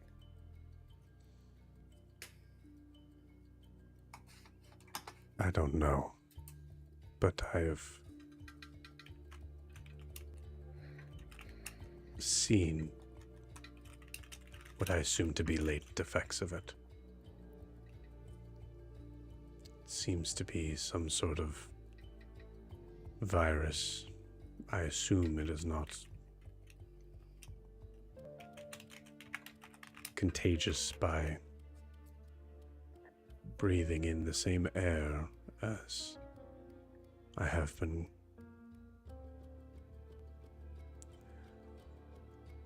I have been close to one that had recently passed. This one, had they changed in more than physical ways? The one I met, it knew things it couldn't know. Like it could see through me. Unfortunately, I was not quick enough to ask it questions. Ask her questions. Excuse me. Do you know who it was before?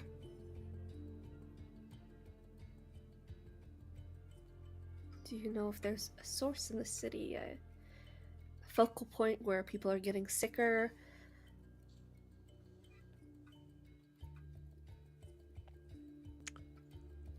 I have only just recently come across this.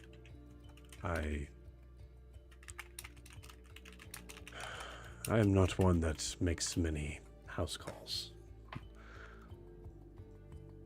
But I felt the person that approached me is not one that asks for many. If you would like to keep in touch and share information, you can always find me at the Spire. Yes. But I'm sorry, I can only confirm that there is something in this city. Thank you. Then I will be in touch.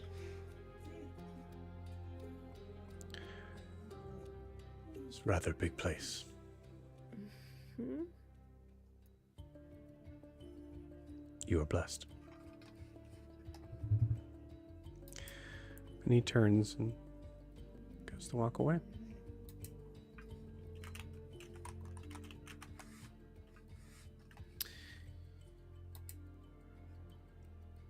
At that point, it's about 9 p.m., around that sort of time. A lot has happened. Time has been feeling very, for most people, very in and out, of dropping down to seconds feeling like minutes, and then hours feeling like minutes. Huxley has not made it back yet. Alastaire, you, I'll say he does specify to you that when he says 30 hours, that means 30 hours off of it.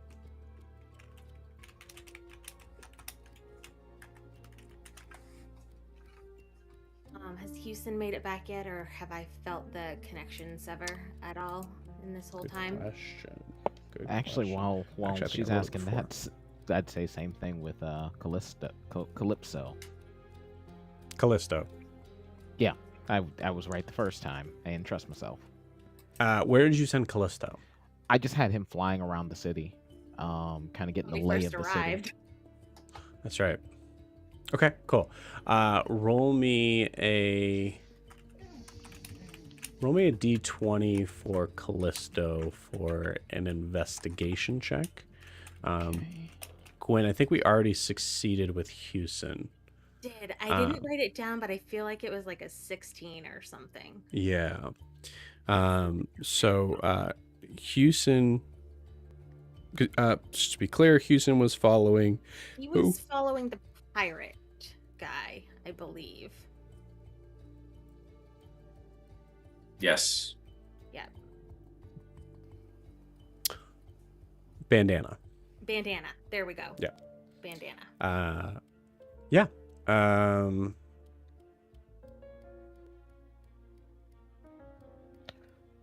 Something that's kind of Also- interesting is when Houston comes back to you, Houston shares the information of a place in the North Warrens, describing it as a rather long but extremely disheveled looking building.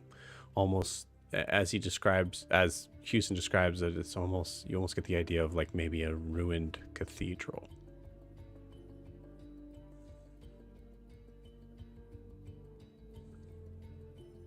We'll ask him if he recognized anybody from the fight. He's probably wouldn't know that, but I'd ask anyway.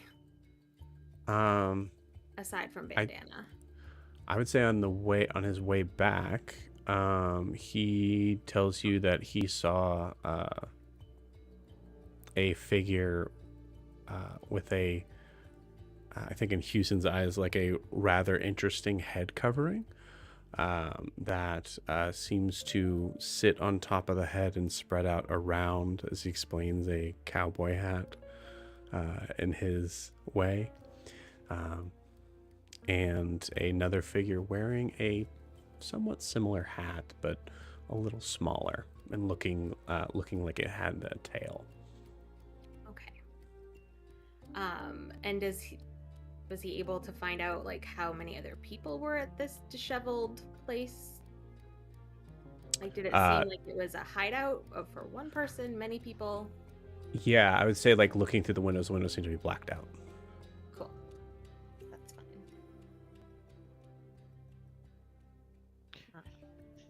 Cool. I will share that information with Siobhan. And when you were explaining the groups, did you tell us that Marion's was in like the South Warrens? Yes, Marion's in the Mhm. South Warrens. Also- Hadrian. I was just going to say, Siobhan, as soon as Gwen shares that information, extending it to you, you're very familiar. That's where the Demon Lily's hideout is.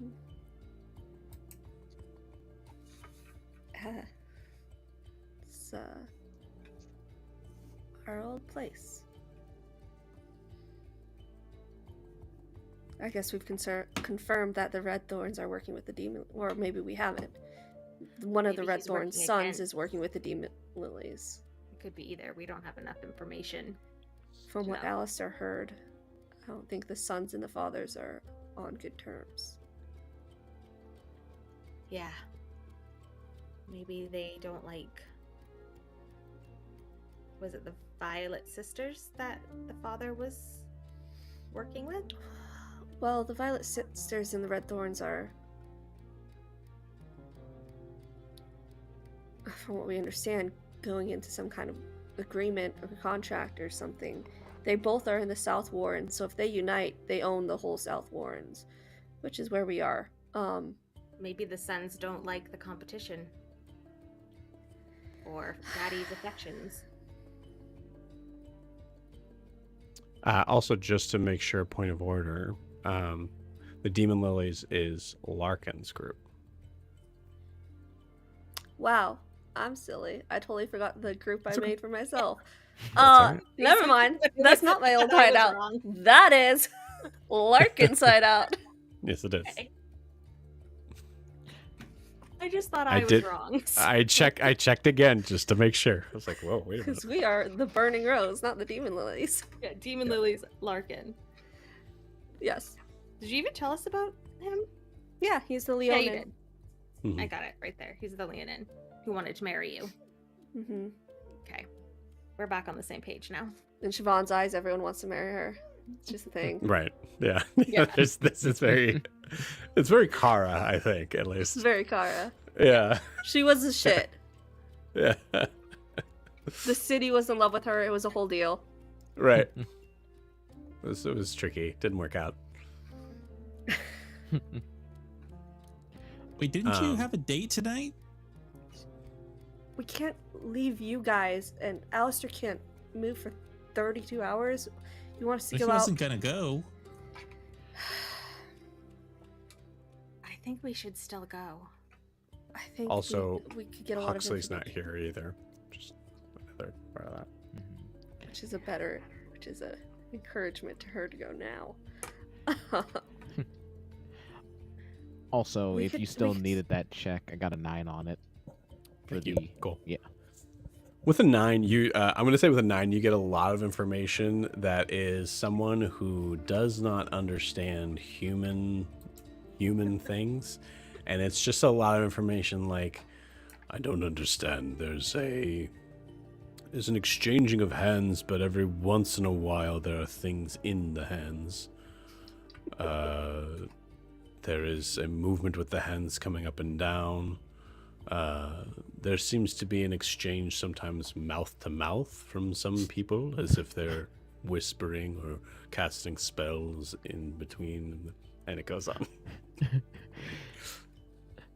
I think with that, I think he probably is like, okay, good work, partner. Try and make your way back to, and then he kind of just relays off to roughly where he's at. Cool. I mean, We I could- could look after Alastaire. I mean, and then maybe you two could bring some food back. Alastaire, are you Like- okay with us going out? Yeah. If you- I just out of curiosity though, did you guys happen to see what I did to James? I think you said his name was, in that alleyway. Like, did you guys see that happen? I saw him unconscious. I might have seen it. I mean, I just asked because the other thing is Marion said that if anyone was talking about that, then he would come and find me. We can So- certainly keep our ear out for that tonight at the bar, and if Well, we maybe hear you it, we don't can bring it change up. the story. Yeah. Yeah. We can change the story if we hear it. Okay. Joe, above board, would I have seen like the actual details of like him slamming his cane into the knee and stuff? I was lined up and like maybe going toward him at that point, but it wasn't like there. I was more just like up in I don't the air. know. I think dice roll it. Could go either way. Okay. 50-50. Yep. because I feel like out of everybody, I feel like Diori and Say. Io would be the only two people who would have known or saw 11 it. to 20, I saw it. 1 to Mhm. 10. 12. So, Yeah, you saw it. uh, It was cool. it was cool.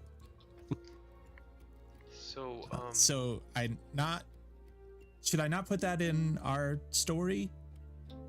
You should absolutely put it in the story. Just don't tell the story here. Yeah. Okay. I mean, I wasn't going to show the story to anybody yet. It's not ready, but you know, you kept Interesting. saying you didn't tell him about any of us, but there were other people that ran away, and he certainly knows it was more than you. Don't you think it's going to get out? descriptions of all of us?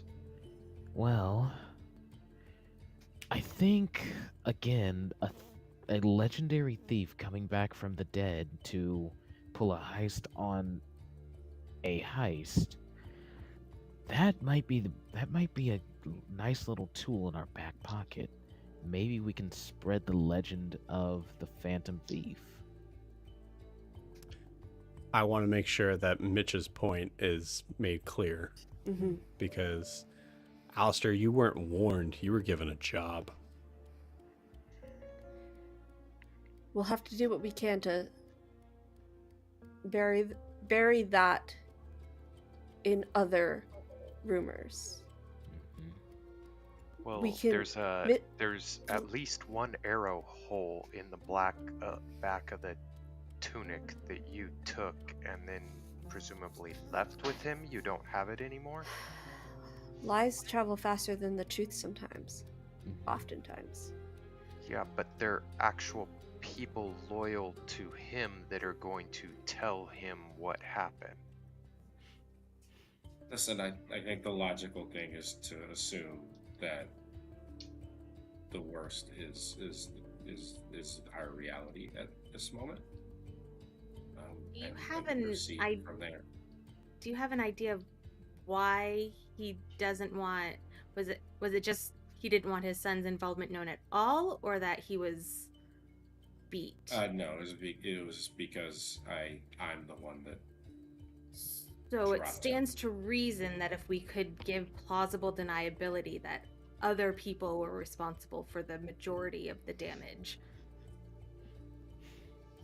then it would be misdirection to take. She's trying to think of like the nicest way to say this, but it's not coming.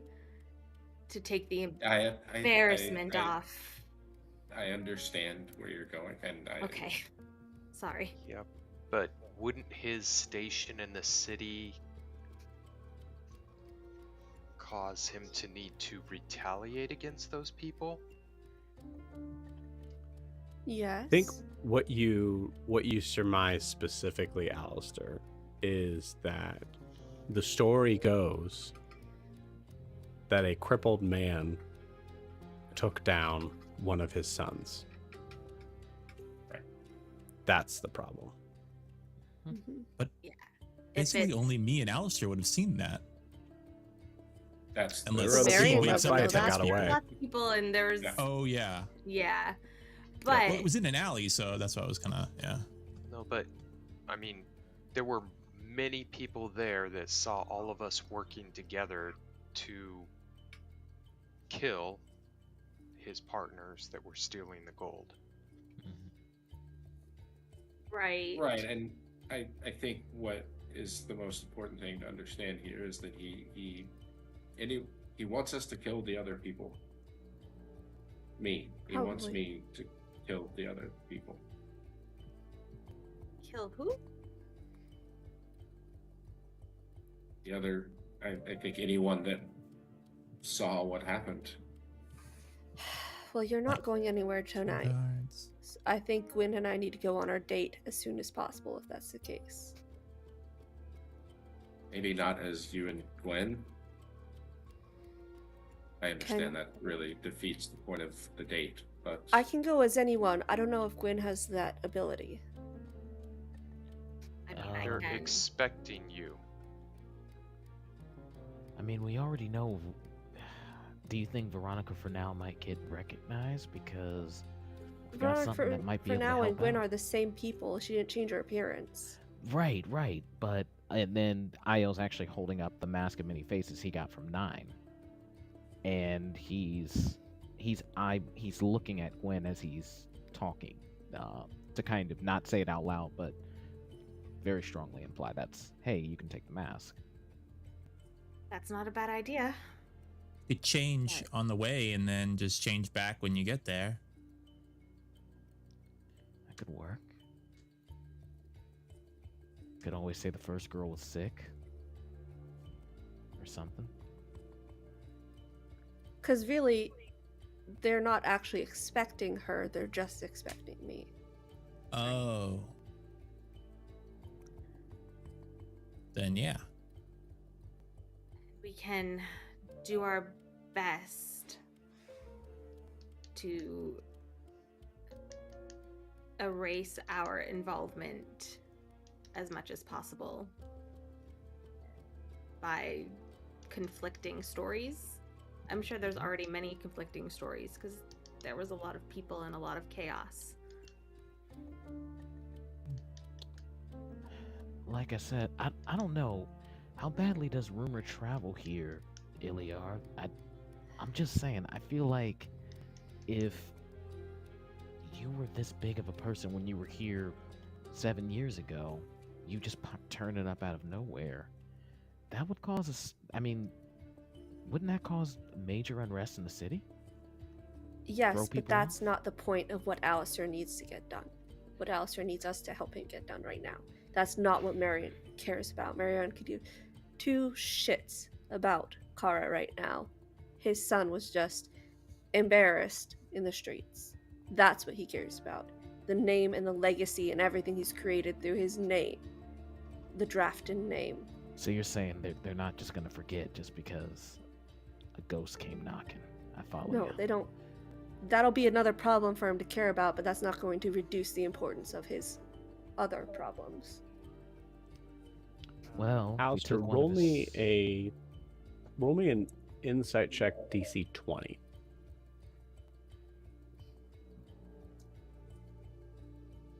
We took one of his sons down. Do you think we could pull off? What am I pull off the same inciting? thing?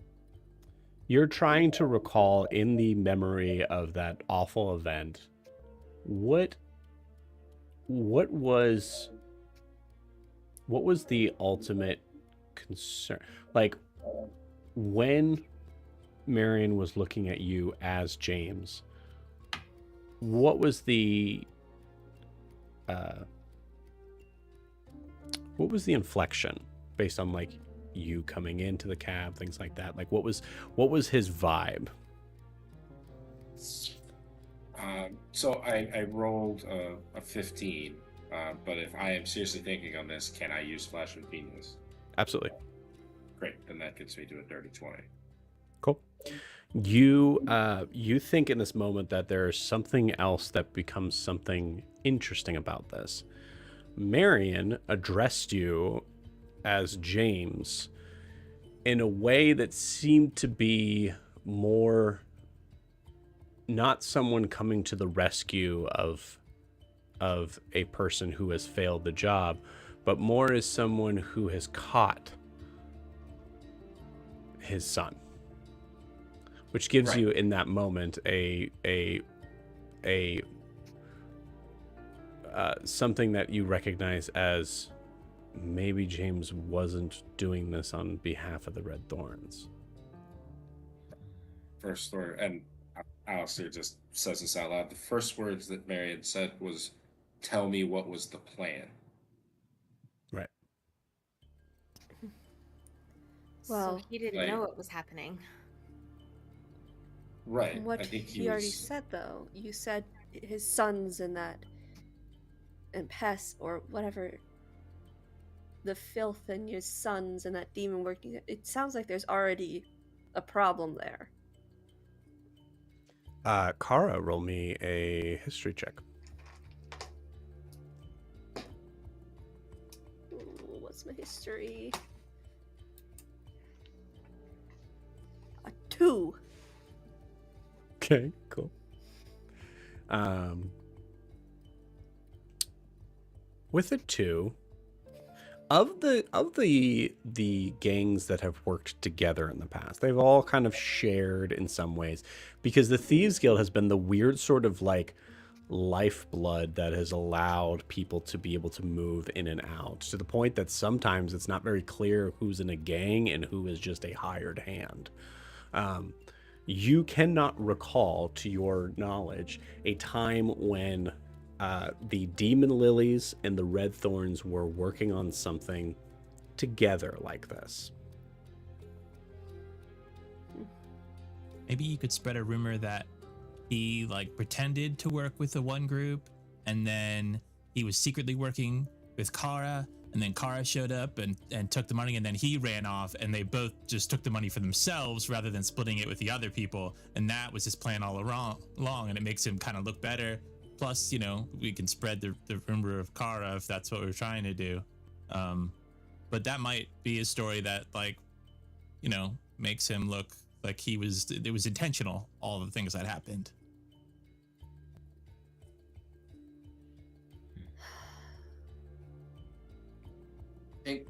I think he wants us. James did this on his own, and I think Marion wants With us to kill Larkins. everybody that helped him. Well, what He about did the it with guards? They Larkins. saw it too.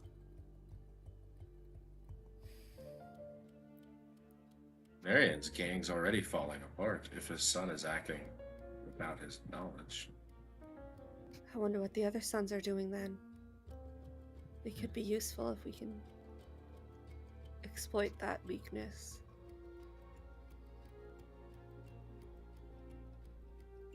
And there was that cool person with the tiny cannon. As you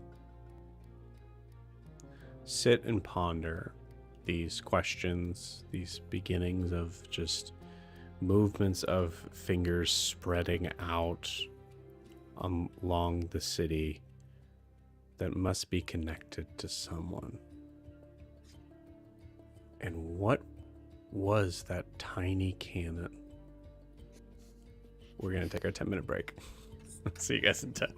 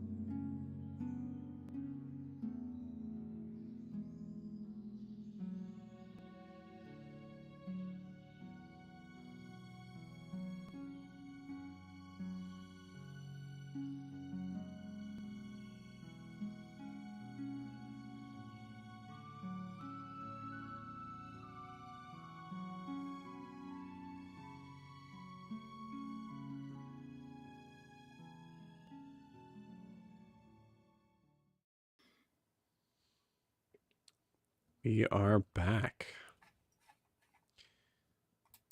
So, as we, let's see if I want to do that one. I think that one's a little too. Yeah, I don't mind that one right now. As we gather back, the assumption here is that we have two people that are getting ready for their date. The Blackwater Banshee Inn is also in the South Warrens, but also like is in that kind of in between sort of point, but that's between the Takes and the South Warrens. So it is right on the coast, hence the Blackwater name to it. Is there anything you guys wanted to do before you headed out?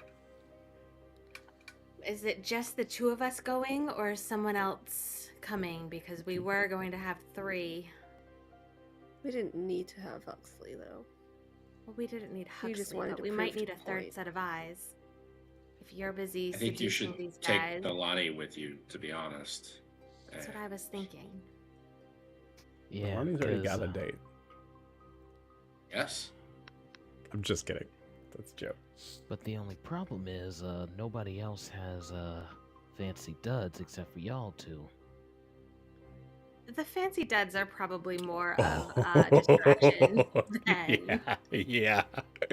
I think it's probably better he doesn't have fancy duds. Siobhan, you definitely laugh or something at that, in the idea of the Blackwater Banshee having to dress up. Oh, that's what you're laughing. Okay.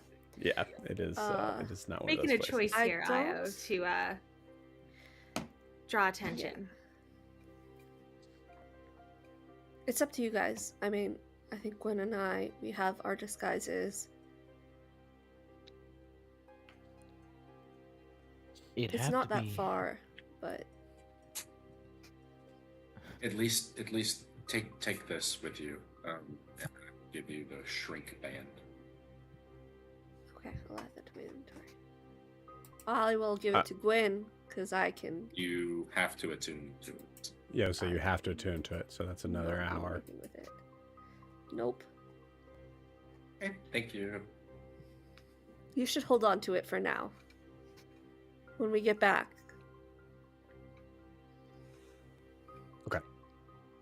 All right, so no one's taking the shrink band. I have it. Okay. Okay. Got it. Does Mask of Many Faces, though, need attunement? It's an interesting question. Io, do you think you have spent time with it? I've definitely been spending time with it since we've had it, and I probably would have focused on it.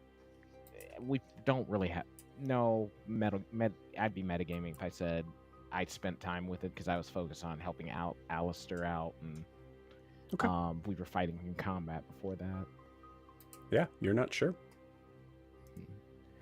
Yeah, I actually haven't even gotten a chance to try messing with it yet. You want to be the magic tester? Yeah. So I will put it on and try to shapeshift into... I mean, I think it would be like another tiefling because Siobhan specifically said that tieflings were good for this. So... Okay. You got it. You're purple, right? Yeah. I think I would stay red, but just look totally different. Okay. Roll me a d20. I don't know what a straight up 10 gets me. Right in the middle. Right in the middle. Cool. With a straight up 10, you see Gwen. Did I save this in the right spot? Hold on.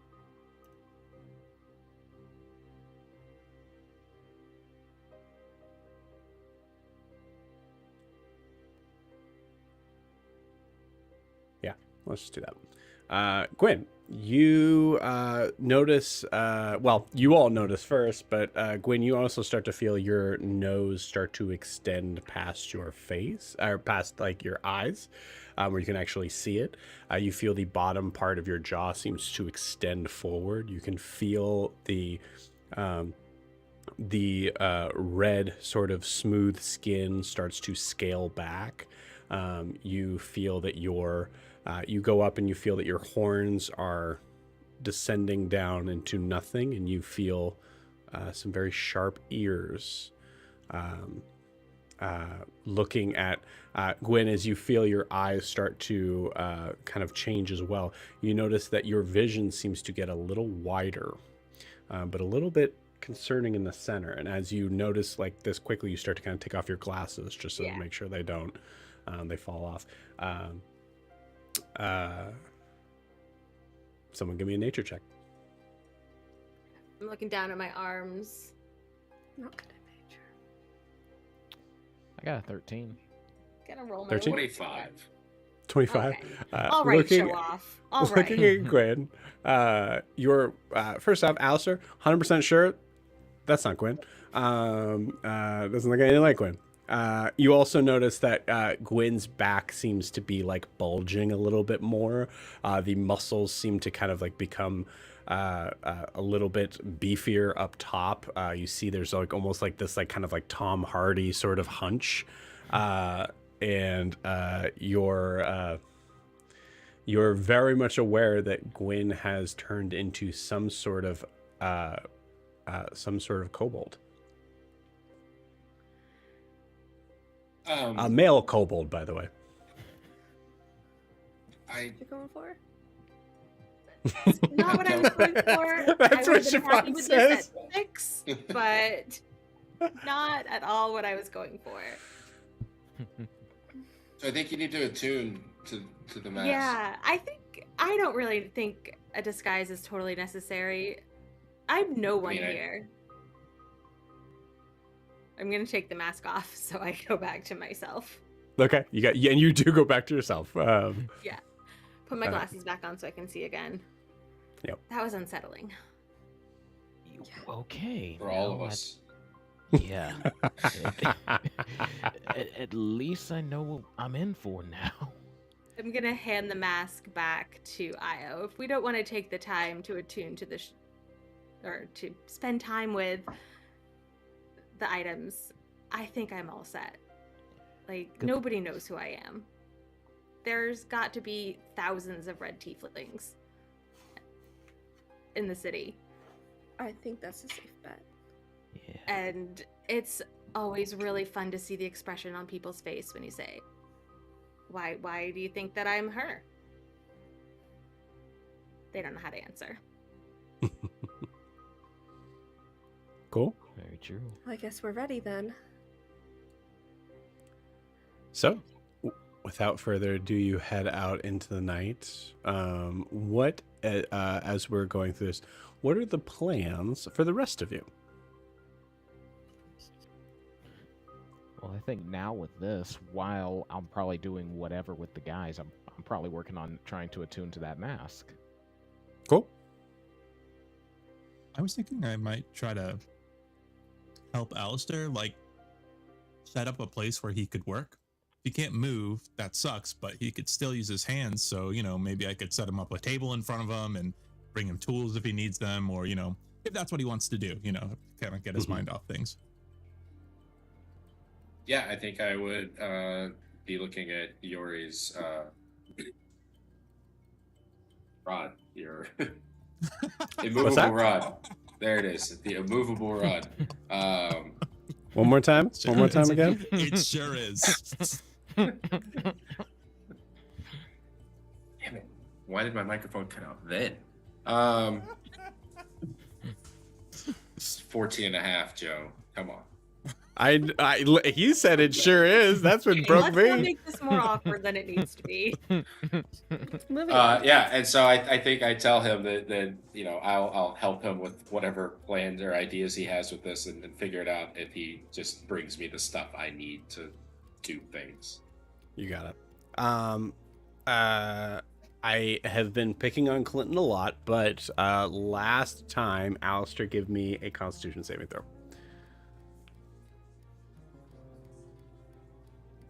14. 14. Cool. Awesome. You find a way to be able to kind of prop yourself up on your side, and you're sure that you're going to get bed sores if you don't just move every hour or so.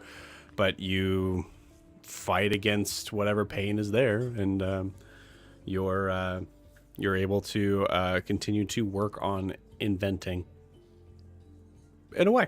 Maybe just planning. Yeah, planning. That makes sense. Cool. I think there's something like I don't want to really put a mechanic on it to negate it, but I would say that there's things RP wise that would take you twice as long if it was anything but planning and like writing. Cool. Awesome. Sweet. So we head out. Sorry, Joe. One quick important question. No, Was go for this whole time, could it have been considered a short rest? Yes. Good question. Okay. Yes. Everybody take a short rest. Take a very well-deserved short rest.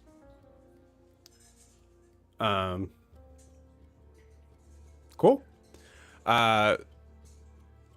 So as you guys head out, you notice it's kind of like this cold night air, but you are dressed to the nines, as they say, as you approach the Blackwater Banshee Inn. Give me a perception check as you approach.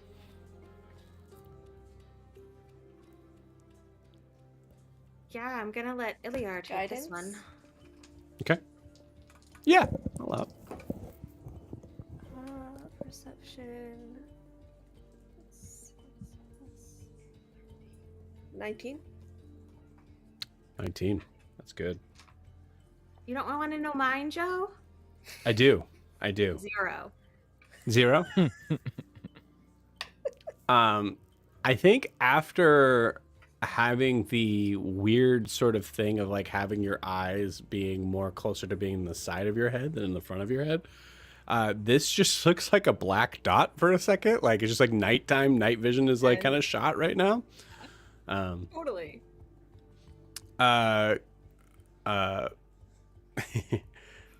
So with that 19, did I roll? I did, yeah.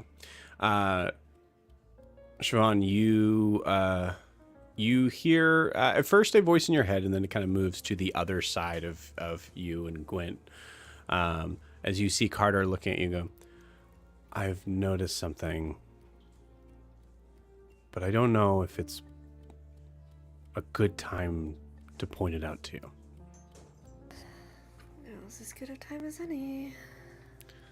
Are you sure? Please, just say whatever you're gonna say. You see him walk forward, and that like kind of ethereal sort of. You actually notice like the as he moves kind of rather quickly.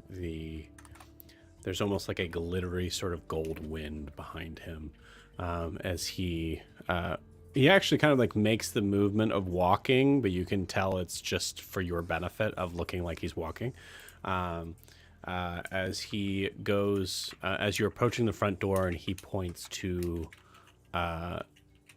out to the side of the inn, a passage of what looks to be copper pipes just sitting here, attached and going up to the night sky. Well, we knew he was staying here, so... Did you see something, Siobhan? Sorry, I'm talking to my god. Oh. Yes, of course.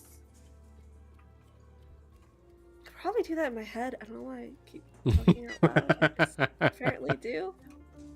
Have to clarify before.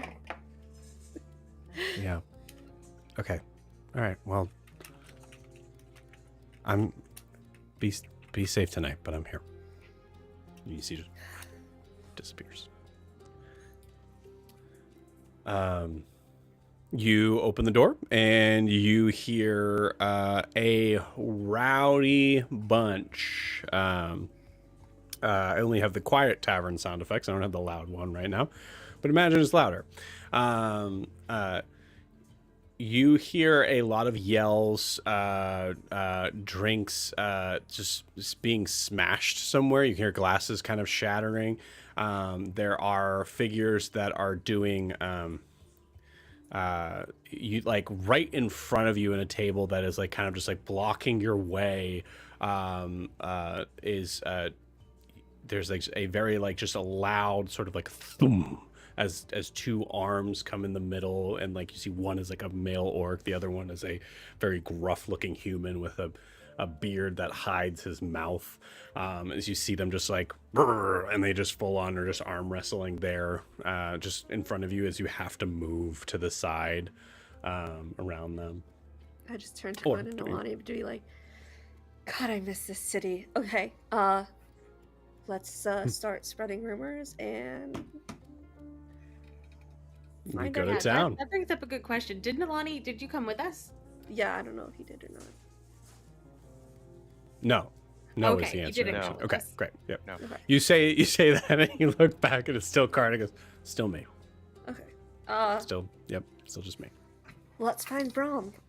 You can come with me, or if you wanted to, like, move through the crowd, kind of discreet and try to hear what they're talking about. Yeah, Whatever you want to do. I'll find you. I'm really Okay. good at that. No, I can find you.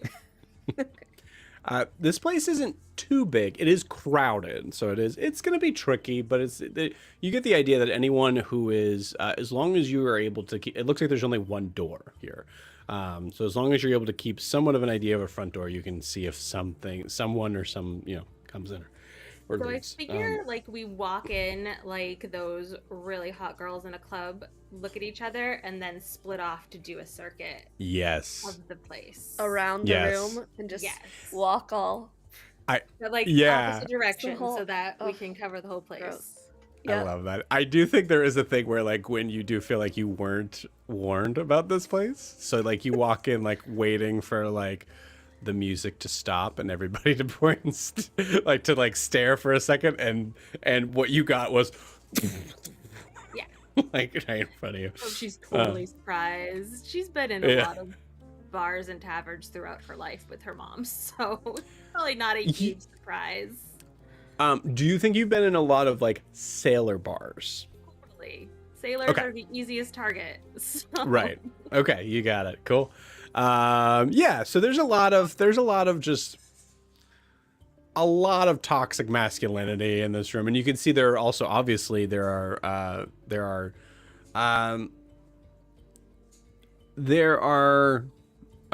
what seems to be female humanoid figures around as well. None of which you notice are really like. None of which are really your size and shape. They look like they are built to look outwardly like they can handle themselves, if that makes sense. You notice that there's a you notice that there's also like there's a female orc that is also just arm wrestling in the corner, and you watch as just knocks this very like kind of puny but younger looking sailor to the ground. You hear shouts of more mead and more beer. Or sorry, no, mead, more beer. More ale, we'll say. And then you look to the bar, and did I put him in yet? Did I do it? I didn't. Hold on one second. Sorry. We'll say as you're doing that, go ahead and roll me a perception check for both of you. That's really good.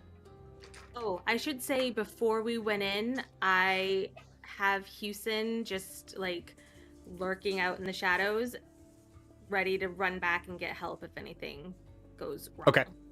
You got it. Roll We're gonna me. All right. Roll me a Constitution saving throw for Houston. Oh boy, my poor baby. Okay, hold This on. is a very rowdy bar. Yeah. He is a rat right now, so his constitution is -1. Good. That's gonna be an 8. Cool. Awesome. You send Houston like, okay, now just like just kind of like messaging to him like, now just be careful, and he just kind of like goes and turns, and then immediately you see a strong boot. Just gonna sigh. Well, there goes that. All right, sending it is. I got a 23 for perception. 23. That's right, Okay, cool. perception we were rolling. Ooh, that's pretty good. That is 13. Ooh. 13. Okay, not bad. So cool. So I think there's some like pointed things that Siobhan or Kara, Iliar will say is noticing here. I wanted to start with Gwen on this because I think there's something. First off, Gwen, with a 13, as you hear the shout for more ale, you see a figure behind the bar turn and kind of nod, and like you see like he like licks his lips, and you see this long blue tongue come out as Gwen, you feel like you know this person Because I just was that person? because you just was that person. Yes. Okay. Real good idea I didn't wear the mask then. Yeah, going back to like Io, just like, all right, so how does this thing work? And we quick cut back to you as you see the the kobold kind of like turn into you and like kind of cock his head. Hey, Dragon. Always.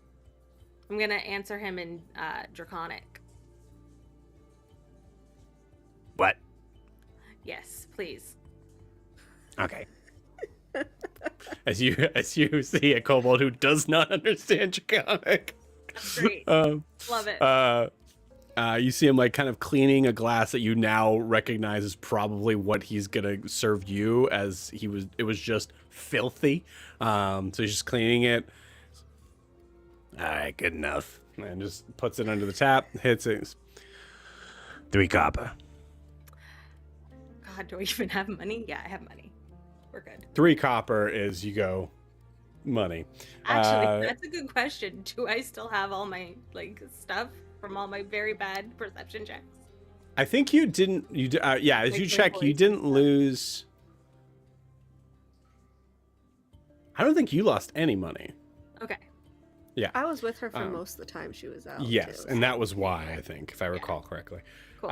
So you see him kind of push it up to you as you hand him 3 coppers. Thank you very much. The name's Yaz, if you need me. All right. I'm Veronica. Thank you. All right. You see him walk away. You've never seen someone more less interested in love any it. social thing at all. That's The great. worst barkeeper. Yes. As he turns around and before I turn around, I'm going to dump the ale into whatever glass is nearby and then prestidigitation the glass clean and just hold it so that people can't tell it's empty. Okay, I love it. Yep. Red cup in it. Love it. Yeah. Very cool.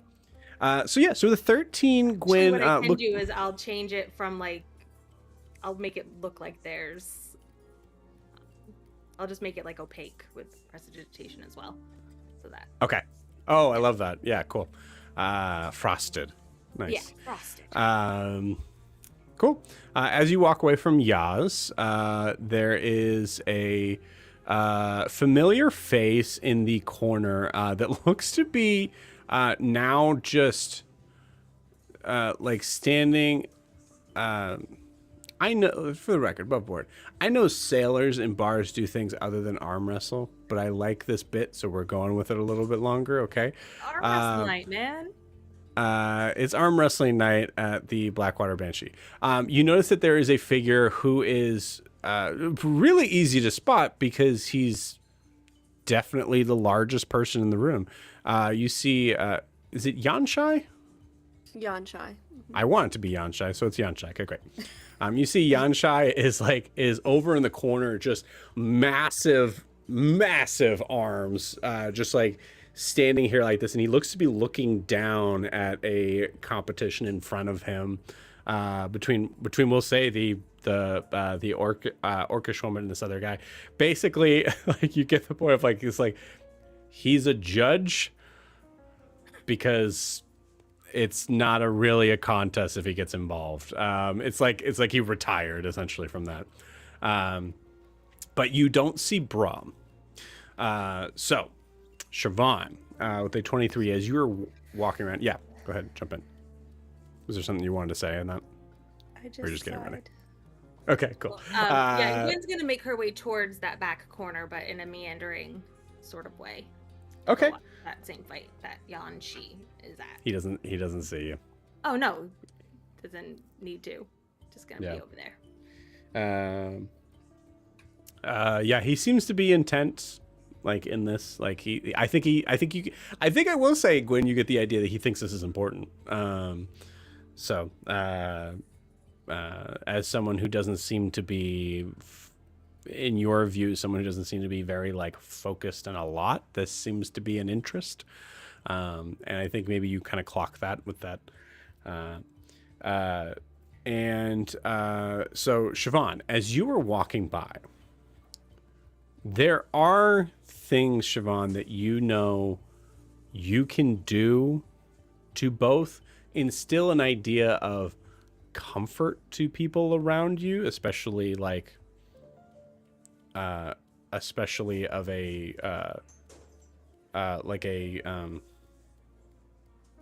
flirtatious sort of thing that actually works twofold. Do you use that here in the idea of your touch?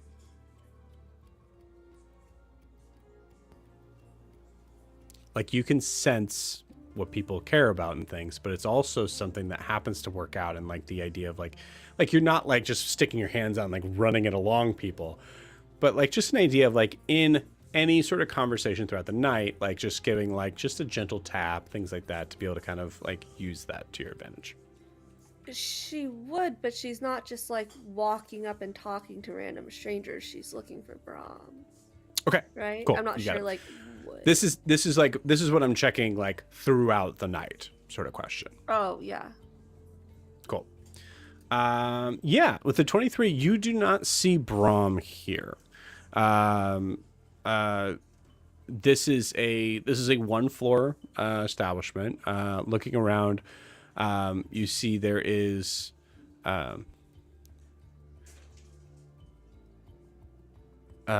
I think you notice that there are a couple of figures here that look familiar, but only in the face. You don't necessarily like remember names or anything like that.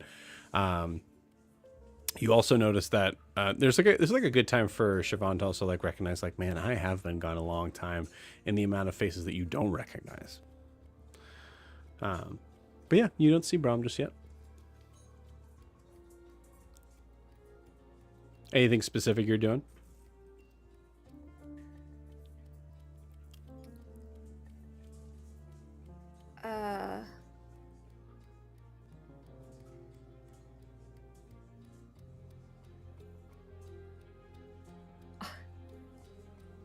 I really can't think of anything because that, like, my whole plan in my head was like, we're gonna go talk to Braum. I don't. Yeah. know. I say you could go up and like get a drink from Yaz. You could,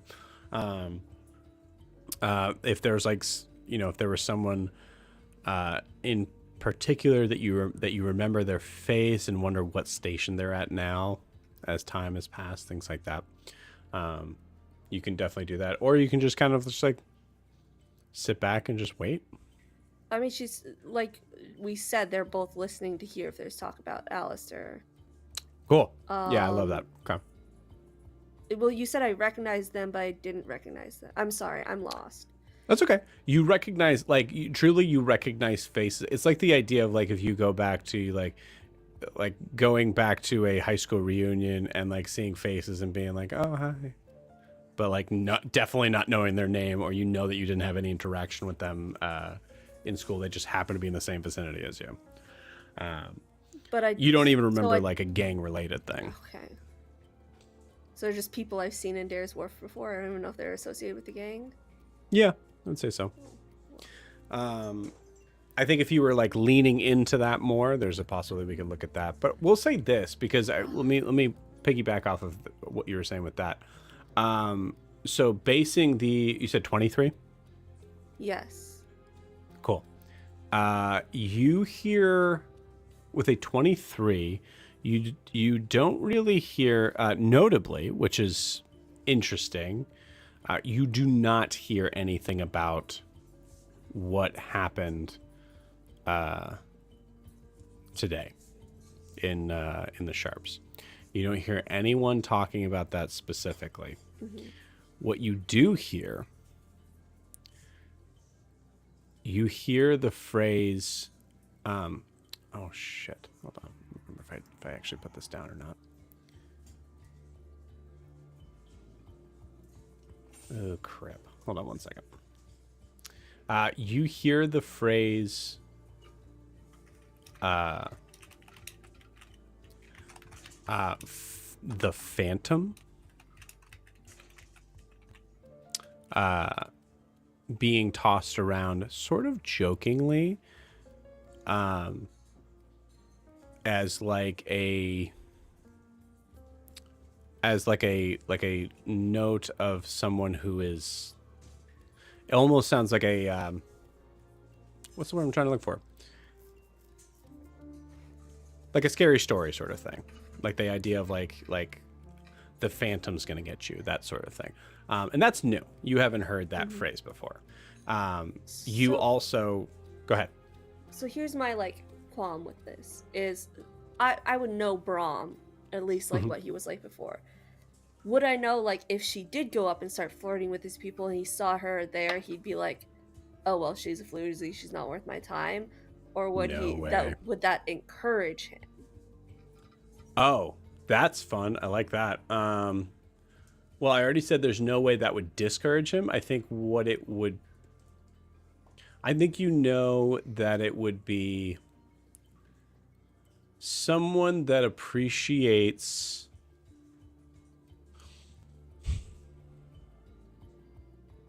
someone that isn't tied down. I think you get the idea of like that's his go-to. He doesn't want to get like too connected into anything. So I think you get an idea of like if he was seeing someone that was also initiating that, it would be positive. She is going to go to the most attractive person that mentioned the Phantom. Okay. Someone who would clearly challenge Brahm's masculinity. Okay, you got it. Cool. You come to. Okay, hold on. How do I want to do this? Yeah, you come to a figure that, in a way of like their attractiveness makes them, besides you and Gwen, this person gives you two things, like very conventionally attractive. It is a male, human male, like long brown hair, kind of has the like sort of like a Inigo Montoya vibe with like the like kind of like mustache sort of thing, but also he looks very green in the idea that it doesn't look like he has like many scars on him. He's young-ish, probably in his like mid-20s, and he's like mentioning the Phantom to a friend that I'll say is a looks to be like a half-orc figure. She is going to saunter over to their table and like do the lean down where you squeeze your elbows together. Mm-hmm. What's this Phantom you boys are talking about? We have a drink. Just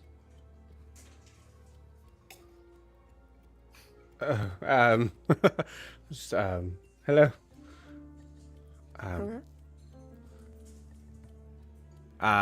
You see, there's a very obvious moment of the half orc and the human looking at each other like, who are you looking at? Okay, got it. And you see the human just kind of like give like just a very quick like look on them. And half orc gets up, walks away. Gwen, you see this with a 13 on the other side. And you see the man with the long brown hair goes, please, have a seat, Miss Iliar? Now I heard something about a phantom of sorts. Eliar. Oh, the Phantom. Yes. It's just a. It's something that that has been like a local legend over the past 3 or 4 months. As you remember, and this is something that I apologize, Kiki. I should have sent this to you before, but you remember Roshra Thusk. Roshra Thusk. Roshra Thusk is considered to be, there's no person that would ever claim to be the leader of the belly. But if there's someone that was, it was this guy. Mm. Are you familiar? You look, maybe you, I don't know if you walk on our side. I think you'd be surprised about where I walk. I know of him. Right. Well, you knew of him. I don't know if you were aware. He's, as I understand it, sleeping with the fishes due to someone named the Phantom. It's a fucking stupid name if you ask me, but... Are there any details of this phantom? Well, there's, legend has it that they slink from place to place, going in and out of organizations. And you see he's, like, getting really, like, weirdly flirty in a way that's like, dude, come on. But, like, and he, or she, I guess, finds those leaders and puts them in their place and then dips away in the dead of night. Oh. Do you have any ideas of who this phantom might be?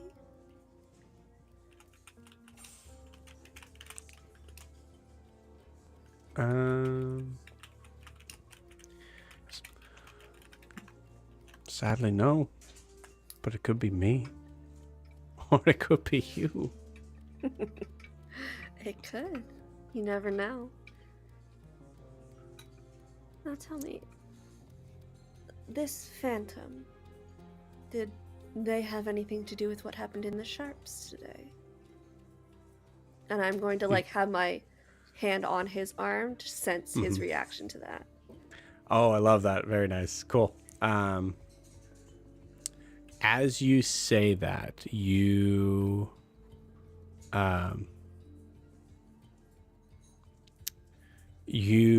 get two things. You get a surge of confidence that you're aware of, and then you also get, weirdly in the same time, you also get a almost like a shuddering sort of feeling. Someone has been telling folks to keep this quiet. And somehow very quickly. I'm sorry, I don't know what you're talking about. I must be mistaken. My apologies. If there was a sale going on, I don't know. Did Vespa have a sale or something? It was quite the sale from what I heard. Tell me, your name again? Jakos. And who do you work with here?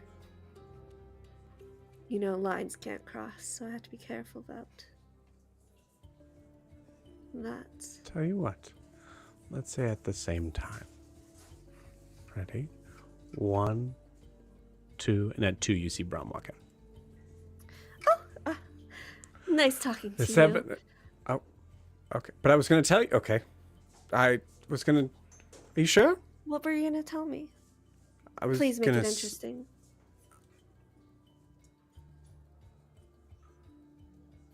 The compass. Oh, you're so cute. She's gonna give him a peck on the cheek, and then start sauntering towards Brom. You got it. Gwen, from your perspective, you see Jakaz look at that as like, that's something. And go back to what he was doing. As you see, Brahm comes in, eyes the room, sees you, and starts to make a beeline for you.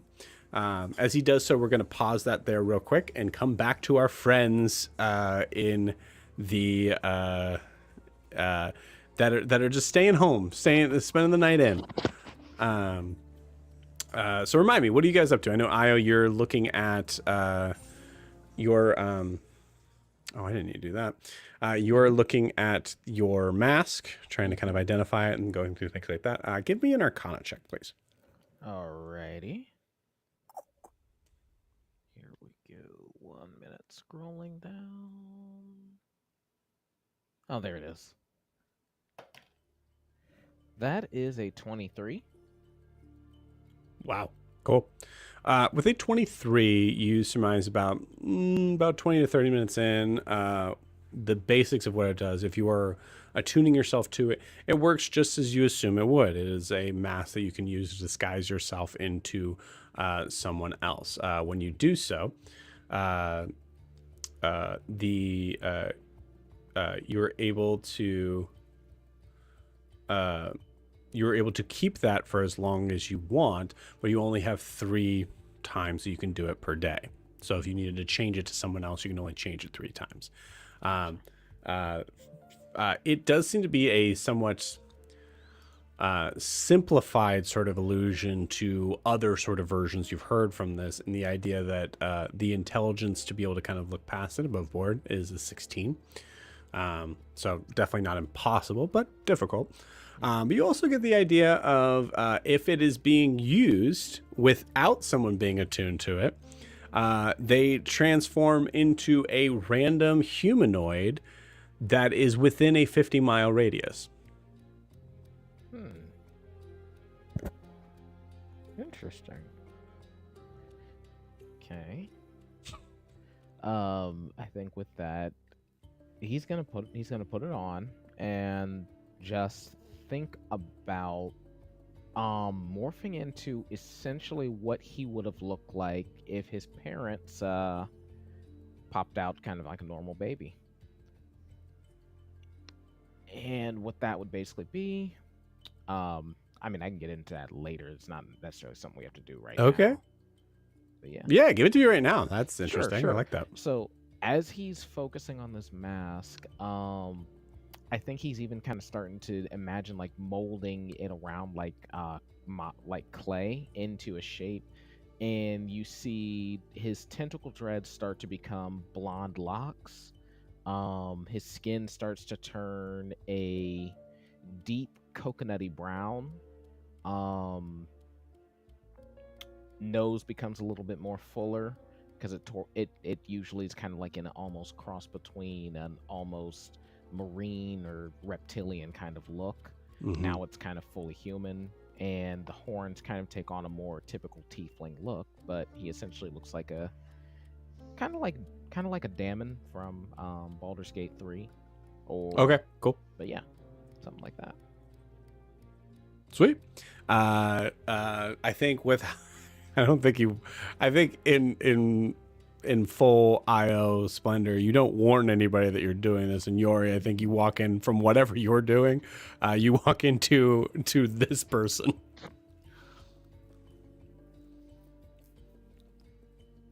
I mean, like I saw the thing earlier with the mask.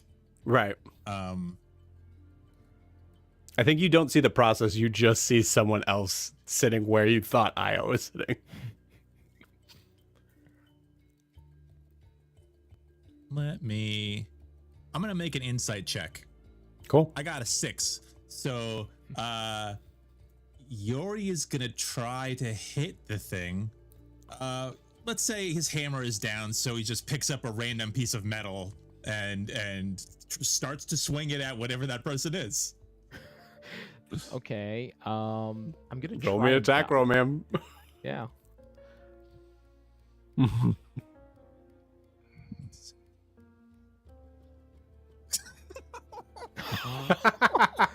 mind. This would be This- minus your proficiency, right? Because it's just a random thing. Right, but So- it's also a nat 20, so Oh, is it? it doesn't matter. So- so proficiency, yeah, it's like 25, 24, I think, like the difference. Yeah, whatever. Good. Roll me a d4. There we go. That's a 2. Cool. Io, you take 8 points of damage from Yori. As Yori just slams this like metal pipe into you just instinctively before you have a chance to react. Okay. I think with that, I'm like, little man, what the hell? What? You can't keep being different people. You are Maria, you're Io, you're whatever this is. You have to tell people. You don't hit Shiv when she does it. She tells us before she does it. She didn't always tell us. You see Callisto comes in through like a random window in the ceiling, like pushing through, but definitely seeing that whole thing, kind of like steps between you. Partner, permission to destroy. Hold your action. He's just being a kid. He looks real aggressive. That's like what the lizards do in Muspelheim before they, yeah. Well, yeah, he just saw you strike his master with a pole. Well, he saw me strike something with a pole. But you know, does he know you did this? We got a connection. Yes. Is this permanent? As long as I'm wearing the mask, yeah.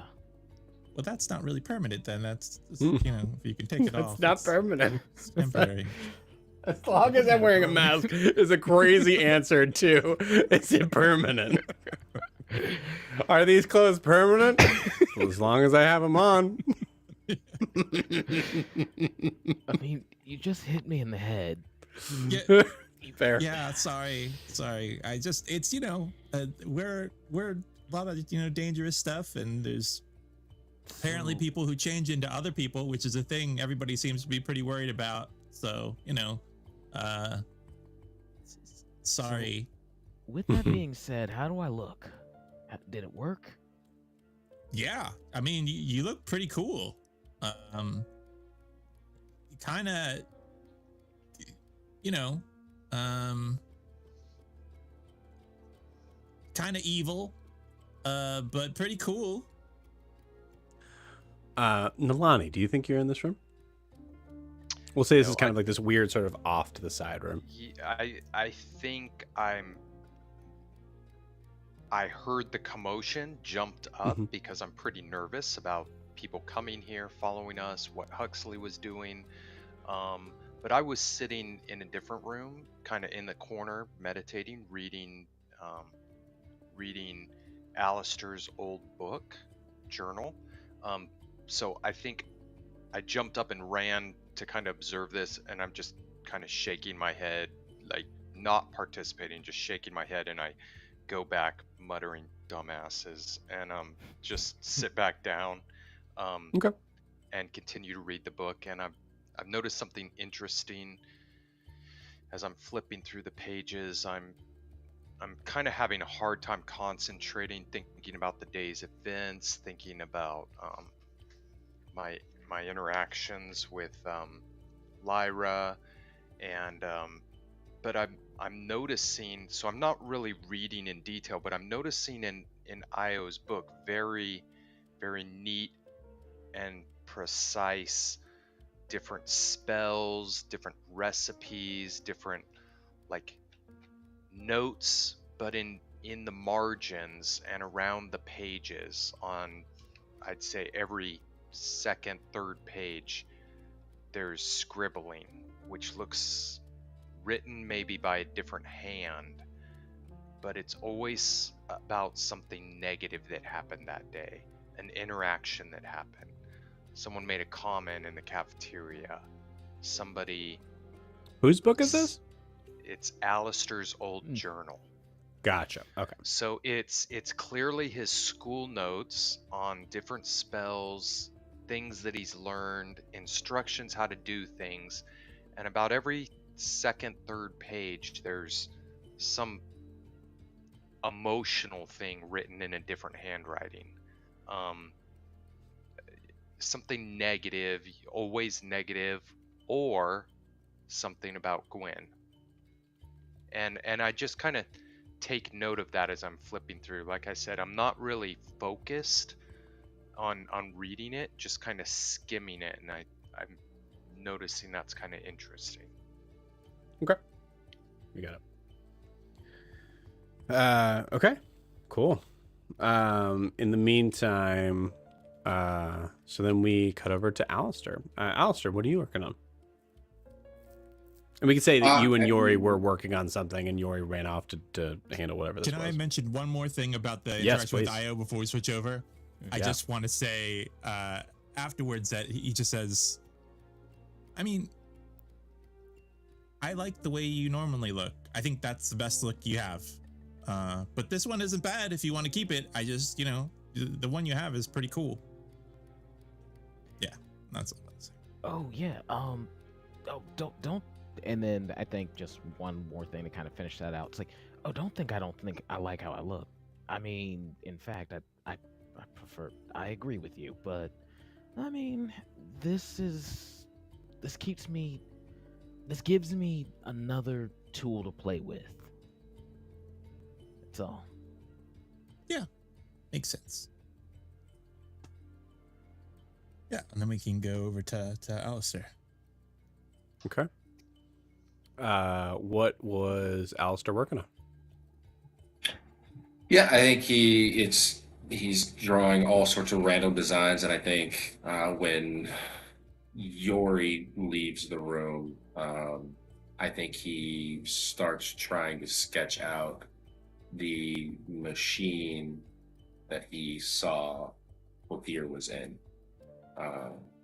I think there's probably a bunch of just small little sketches all over one sheet of paper from different angles and different ideas and trying to figure this out. I think for him, he didn't reach out to Unearthed or his other self at all tonight, and I think it was intentional. But I think he's working on that. And if Yori came back in the room, specifically Yori, if Yori came back in and was like around, I think I would look at him at one point, just go, there's a voice in my head too. Yeah, I think we know. Is it like always talking to you?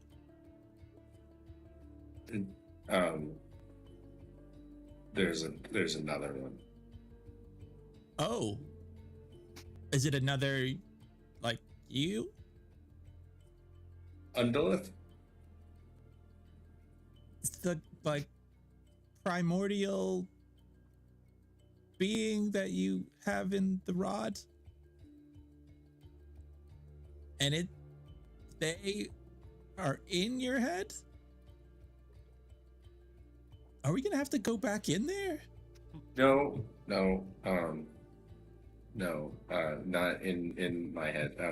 Sorry, she just speaks to me sometimes. How do you feel about that? He tell you to do things? Not yet, no.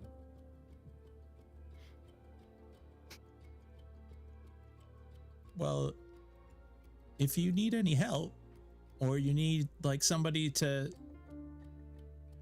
tell you if there are things around or not, or if anybody else is speaking to you, just if you need any help, I'm here, we're here, just let me know. I'm not sure if I can hit something that's in your head, if it's a problem, but I can try. I just wanted you of all people to know, just in case. thanks. That really, it does. Just thanks. You seem to notice a little bit more than everyone else. Well, there seems to be a lot of voices. I mean, it's a thing that happens.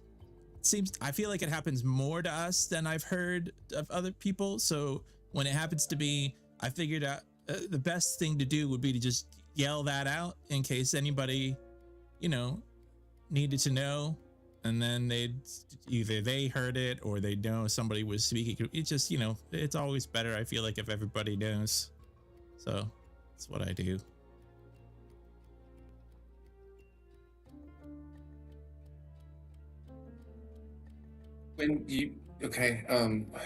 Do your giant friends, do they ever contact other people?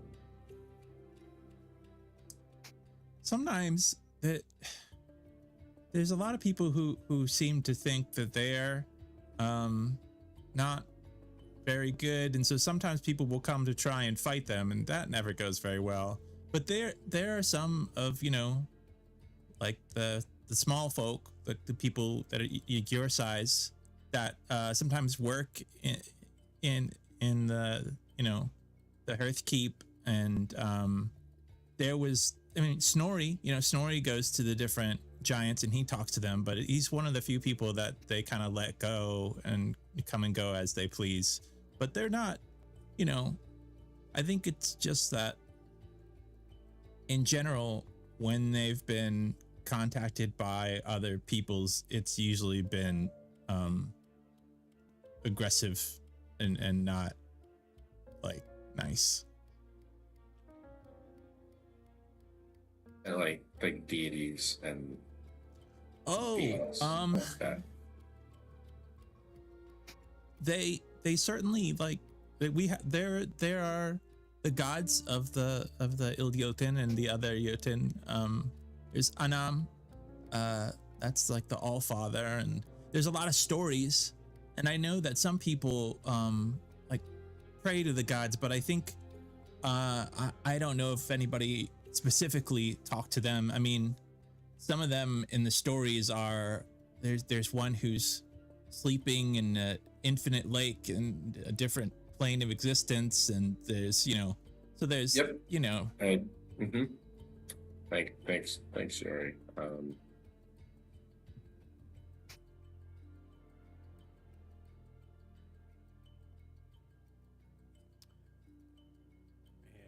we start to zoom out from that interaction, and we hear the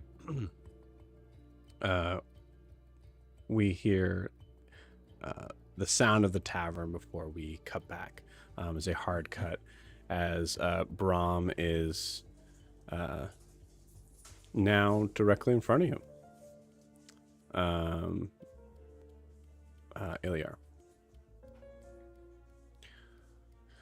I was hoping I'd see you here. Is that his voice? I fully, gang, above board. Totally forgot what I had his voice as. It is now. Remember. It is now. Cool. Mm-hmm. It is now.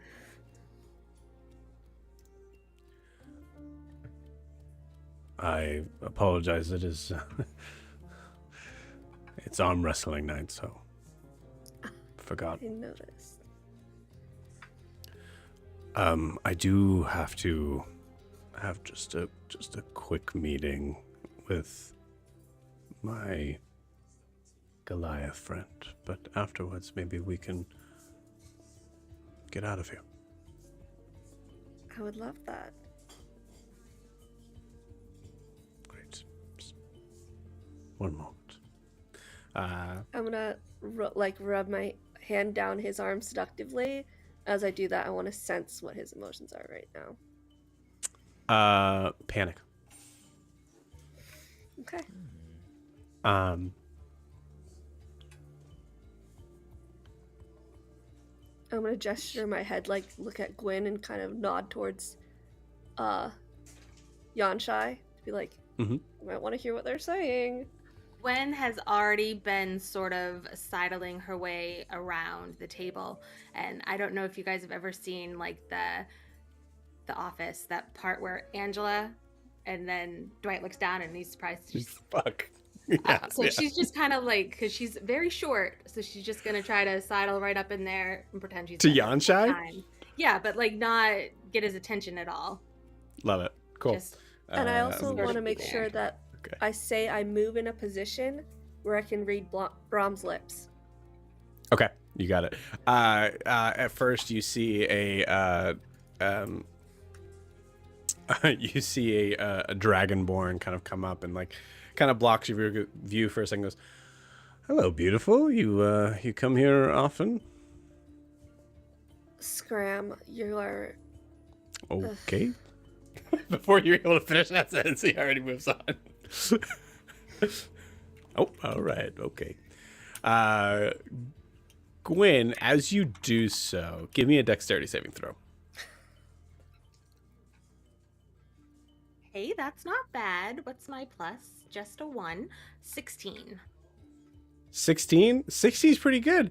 As you see Yanshai cocks back, and you just like happen to see it enough to like duck your head down as he like goes and grabs the hands as they're about to like cheating, and like is like basically interrupting this match, but like in that way of like truly an arm this size of your head, hair included, like almost like knocked back into you. Totally. You said he's a Goliath, right? Yeah. So yeah. he's like 4 feet taller than she is. Yeah. So how tall? That's not math. That's wrong math. 2.5 feet? Is he like 7 feet? Yeah. He's definitely a lot taller than you, to the point that he had to reach down and just happen to be like, yeah. She was a halfling for like a half second. It's fine. It's late. Math. As he does this to the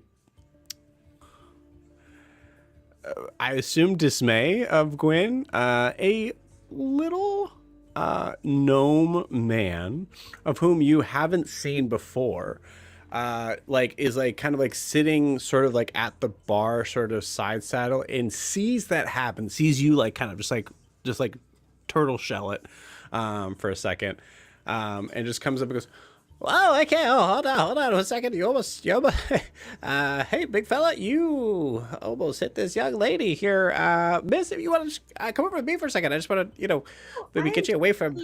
Fine where I am. Okay. Yeah. You Okay. know? Sorry. No, I didn't mean to. Give me a perception check. Perception. Actually, I'm sorry. Don't roll for that, because the whole point of this guy is that he can't control them. You see a little octopus come out of his backpack and like right onto his shoulder. I'm so sorry. No, Nemo, get back in there. Get back in the. Get back. And then as he does so, there's a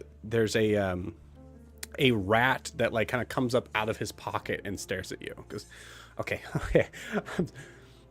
Obviously, you got it under control. It's okay. I'm sorry. I'll just help you over there. Not that you need to know that I'm over there. I'm just going over there. Talk with you later, though. I have a rat as well, and maybe you could give me some pointers. Oh, okay. What is it? Your rat is like, how big is there? What subspecies of rat do you have? It's probably better if we talk about that later. It's a lot to explain.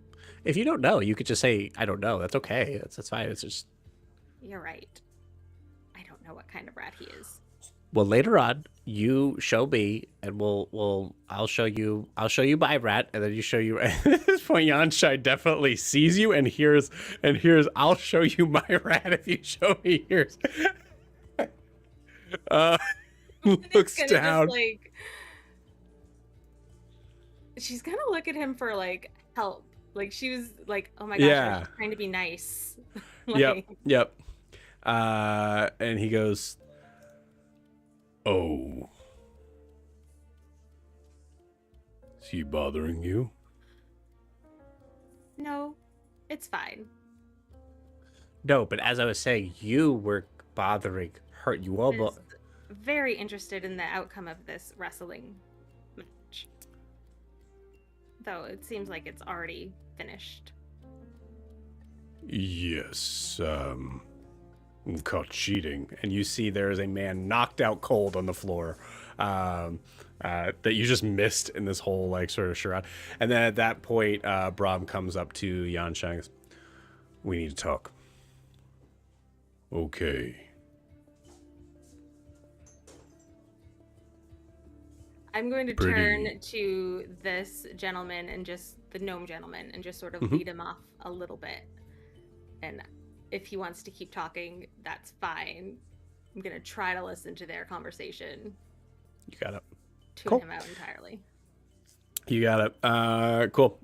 You did hear Yansha go, "Pretty." She's just going to give him like one of those little over the shoulder, like, "Come save me later," sort of thing. Okay, cool. Okay. And you are close enough to be able to, I'm going to say with this, because of the panic in Brahm, and Yanshai has a lot of great attributes. Paying attention or having a brain that's good is not one of them. That's good. A brain that's good. A brain that good. As you start to hear a conversation that is going on between them, Brahm unfortunately has his back to you, Siobhan, but Yanshai doesn't. Well, that's why I was saying I was going to try to, while he was moving up, move around the room, to try and like keep an eye on his lips. Okay, you got it. Yeah, that was yeah. You said that beforehand, so I'll say yeah. You find a way to be able to kind of be in that. You're now kind of in the opposite corner where you can see this man, you can see this little gnome guy, of whom I don't think you'd recognize. Roll me a history check if you'd like, but I don't think you'd recognize. God damn it! Of course, 18. 18, incredible. What is this guy's name? Hold on one second. I do have this somewhere. Any other time, he would be Gwen's favorite person in this bar. So 100%. Yeah. Crap. I'll get back to you on the name. And you, so with both of you, one being able to listen to the conversation, albeit occasionally interrupted by this gnome, and the other one being able to read lips, I will summarize. Brahm explains to Yanshai that there is something that has gone on today without the boss's knowledge. You and I are the only ones that know that. The fact that he doesn't know must mean that the others don't know.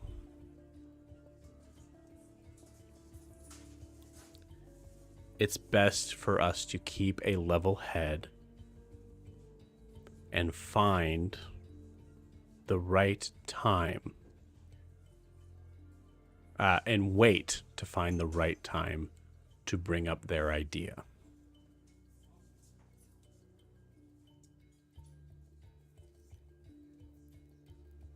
Their idea, as in Brahmin. That's you hear their idea. Yeah. Idea.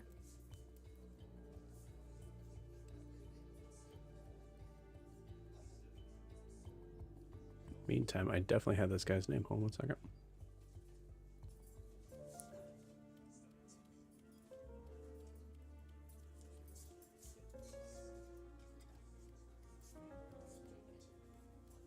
Oh, yeah. This guy introduces himself to you as Pilkip. That's Pilkyp. Pilkip. Professor Pilkip. Technically. Well, it's adjunct. And what's your name? And so you don't have to role play that. You kind of give the full name.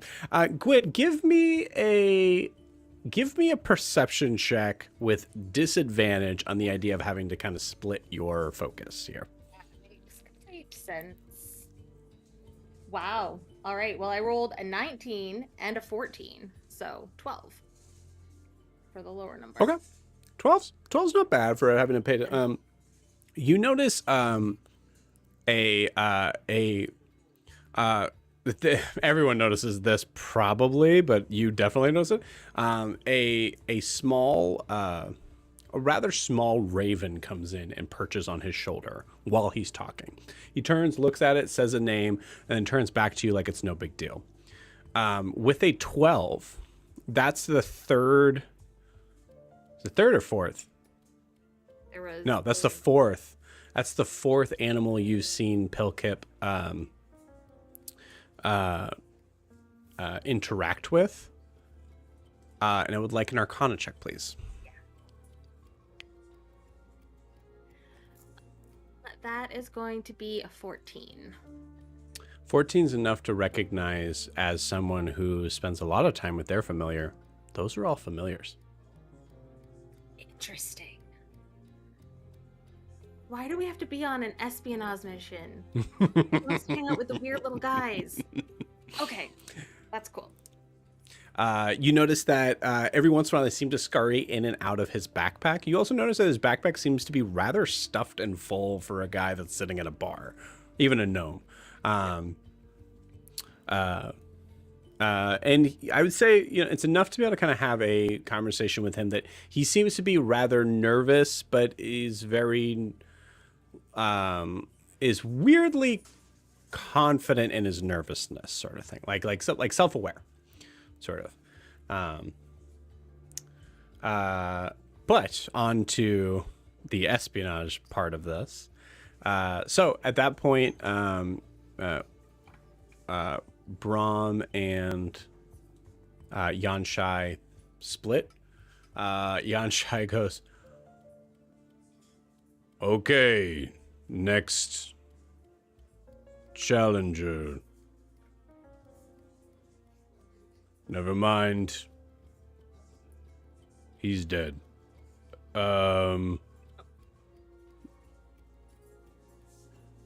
Contest over. And you see him just walk to the bar, just grab a drink. You see indeed, I would say Yanshai's looking at this dude and go like, he's dead. And you look at the guy like, he definitely hasn't moved, but if you're concerned at all, I will tell you that he's unconscious. But to Yanshai, he's dead. I think she would look down because despite everything, she is not used to dead people in a bar. Like that's right. unusual. Like unconscious, sure, but Pilkip goes over, and as I'll say actually this, Pilkip goes over at that, goes, oh my goodness, oh no, and goes over to this individual, and as he does so, things start to spill out of his backpack that shouldn't fit in his backpack. So we'll say that like what you notice is there's like a full like an iron cauldron that is much bigger than the backpack seems to like fall out and just like oh, okay, all right, okay, sorry, you're all right, okay, you're good. Slaps him on the forehead. Okay, you're good. And like puts it back into his backpack. All right, everybody move, get skinny. As he puts it back into his backpack. Yeah, any response to that?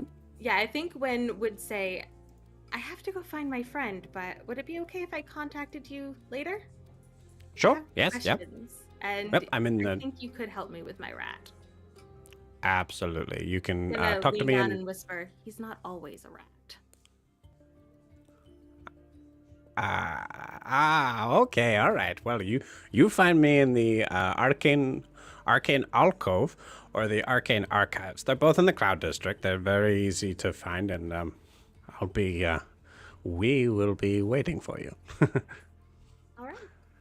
And then I'll make my way to the bar. Cool. Brahm makes his way to you, Siobhan. Well, where were we? I think we were about to figure out what this night has in store. Oh, yes, of course. Very well. I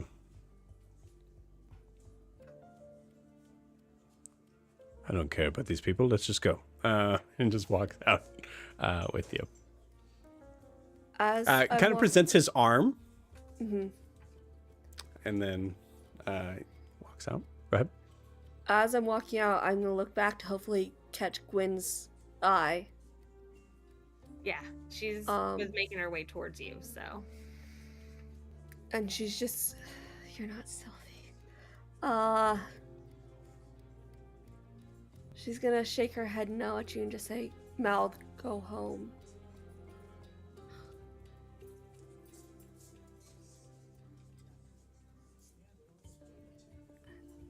Gwen She will doesn't think you can nod, follow but them I'm not sure what safely. she's gonna do. So Yeah. I don't think you can follow us safely. Actually, she will go over to Yanshai and just say, "Hey, so I think my friend just left with your friend.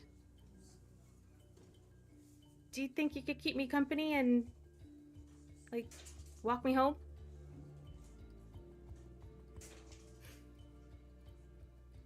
I don't Me? see. I'm not looking at anybody else.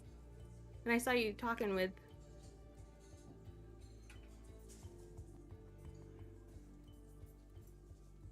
Yeah, okay. All right. And she's going to try in a deceptive, sort of stealthy way to make it look like she's heading home, but follow the other two.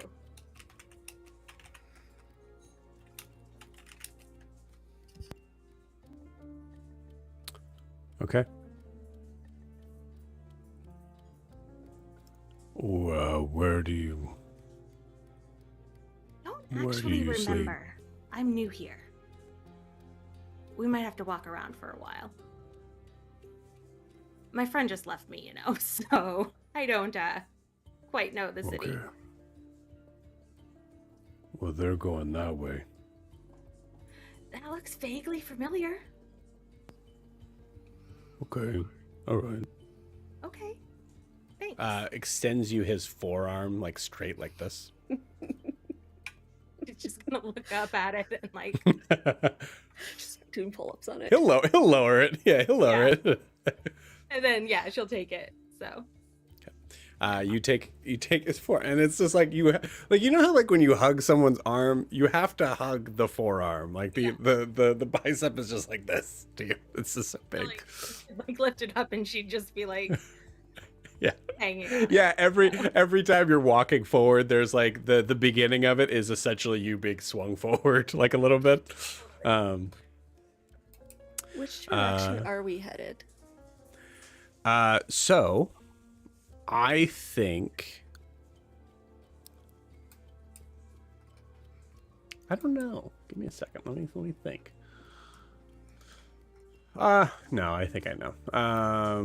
Yeah, you're gonna be heading more inland, towards in the direction towards the North Heights. Oh. Okay. So, does she have a story? Who? Little old me? You. Yeah. I was being... Never mind. Yes, I do. Might take a little bit of drink to get the whole story out of me, but I'm here for business. I would love to see more of the city, and you seem like quite the tour guide. Certainly a man who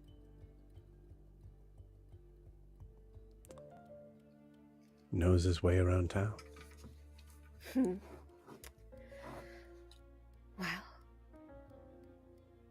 if I'm being honest, I didn't run into, well, I did run into you by accident, but when I saw you, well, I had heard about a place for tieflings, I guess, to make their mark on the world, and you looked like someone important enough to know how a girl can get in on that. And, I mean, look at you. I wouldn't mind spending the night with you anyways, but everyone here deserves a little payout, right?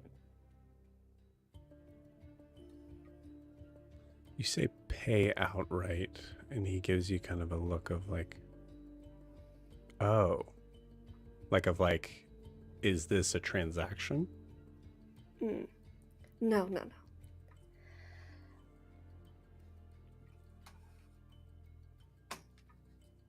I came here to find a place among our people. I have certain skills that aren't looked well upon by the law elsewhere.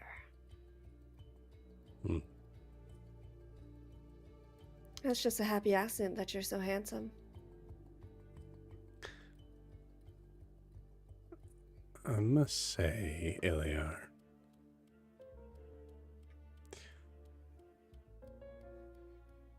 most females approach me with a little more fear in their eyes. You don't scare me. Good.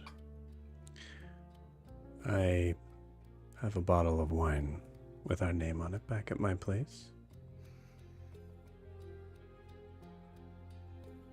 Okay. I need you to give me a perception check.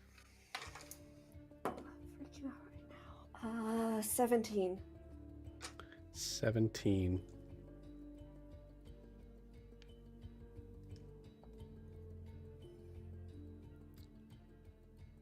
Okay. You continue forward through the South Warrens.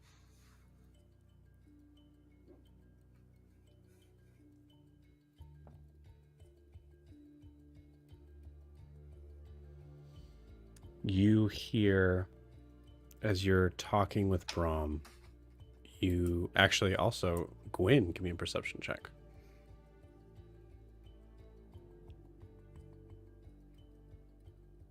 10. 10. Anytime I roll a positive number is a good perception.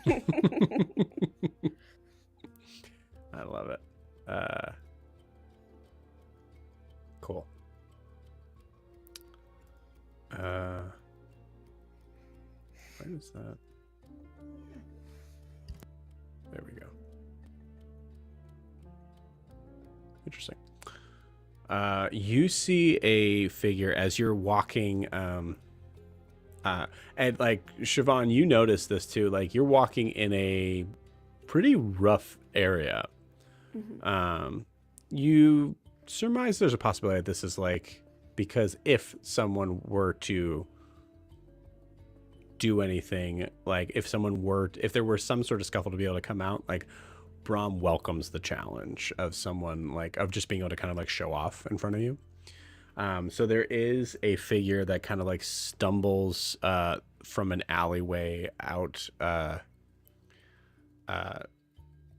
to the streets and like kind of like falls down to the side of the pavement, and just you hear like a hard packing sound of head hitting the ground.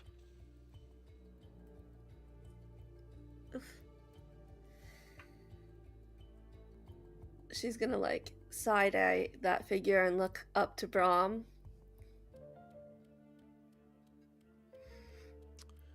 It's a sad state of affairs in certain places in Dair's Wharf as you see him step over him.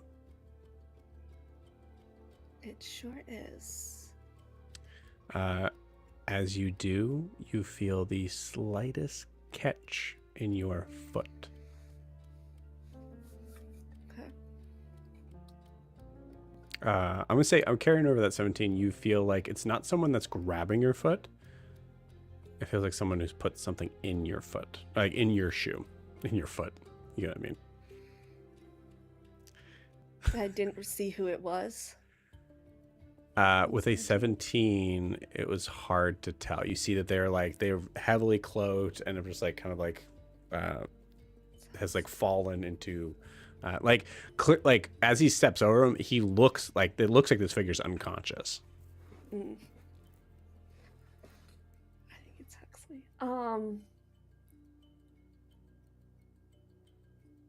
Yeah, she's gonna.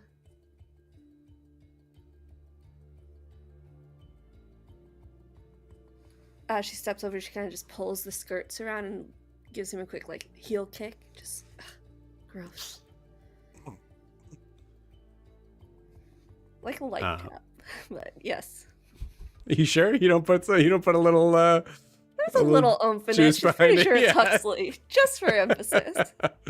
You got it. You kick a man that just fell on the pavement.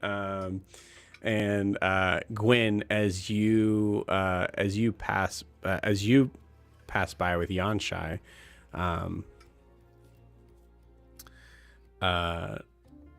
you notice a hand like kind of moving out from underneath the like pile of rags that are there, and you see just the faint glimmer of a metal finger.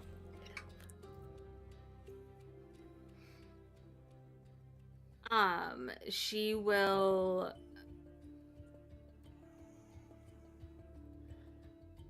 I don't think she would do much of anything except as we go by, maybe like just nudge him a little bit to let, like, yes, I saw you.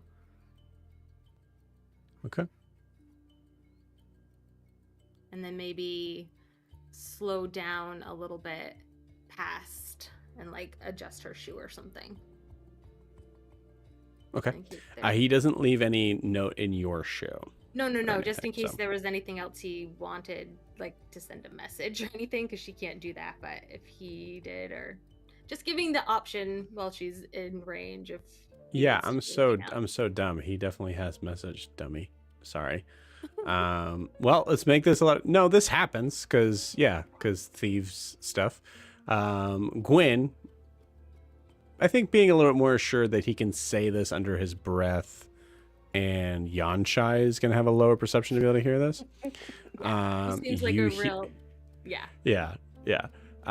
You hear Huxley say, give me an insight check.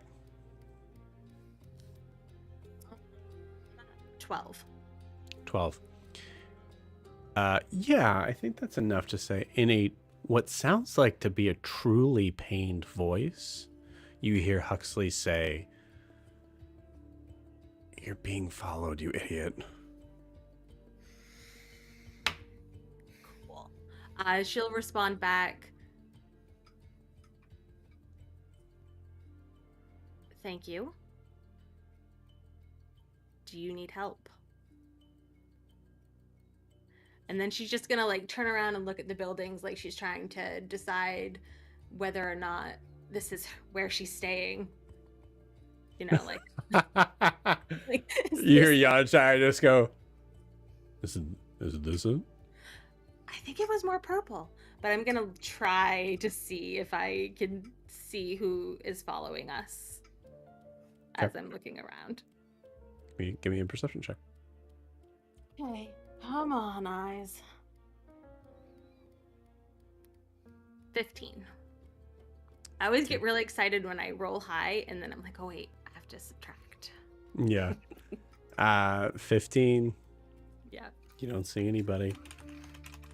I think she'd just look up and say to Yanshai and just say, man, do you ever like just wonder about these buildings, like if they've got eyes? Are you sure that's not like a big, ooh, is that a shadow up there? And like try to goad him into checking to see if there's anything wrong, like act a little scared. He probably is gonna see nothing. It's fine. I'll roll for him. Rolled an Yeah. 8. We're great. I'm just gonna keep following Siobhan because let me see something really quick.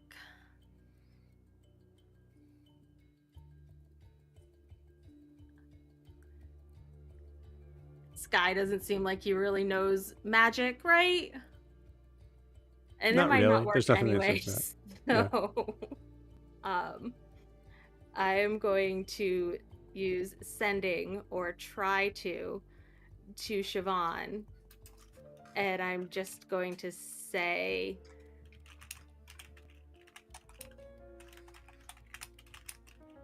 let me read sending really quick.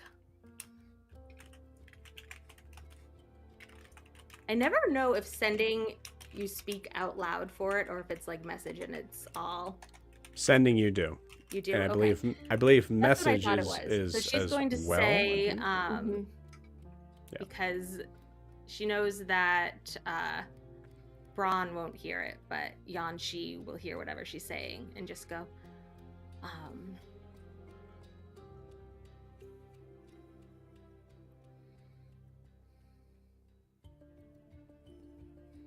okay, I'm trying to think of how to word this.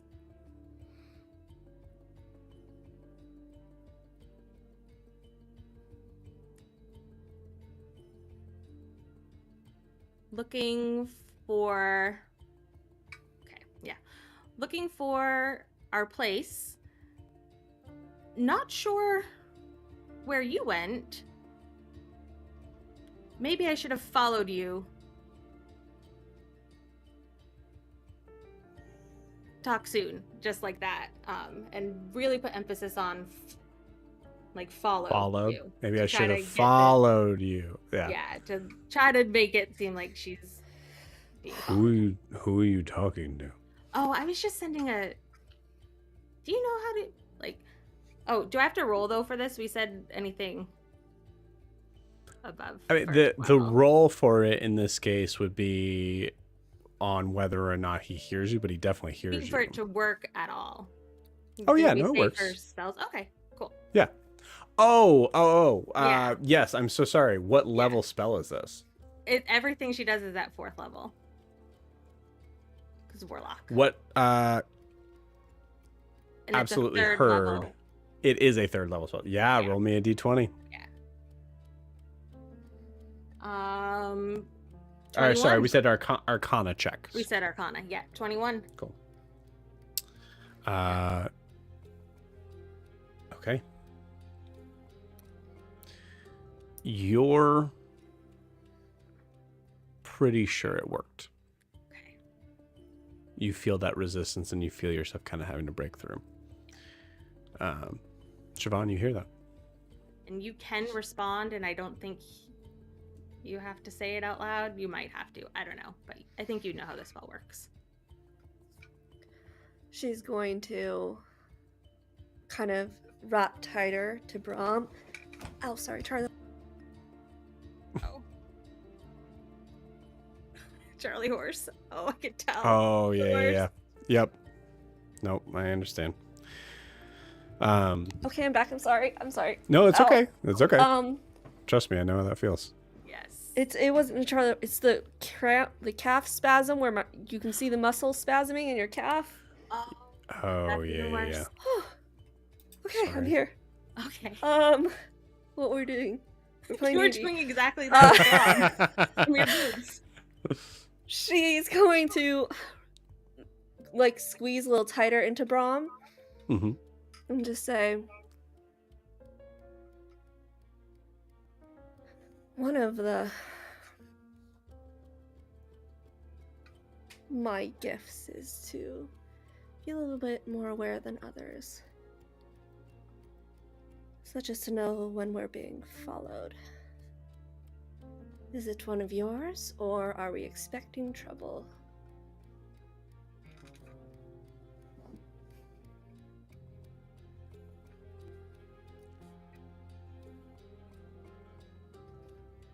Huh. Do you know where they are? I'm guessing that perception check earlier wasn't for Huxley, it was for being followed.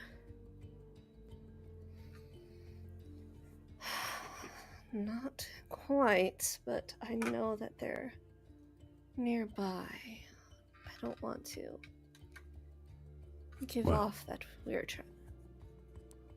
I wouldn't worry too much about it. My station should keep them away. Should? Will.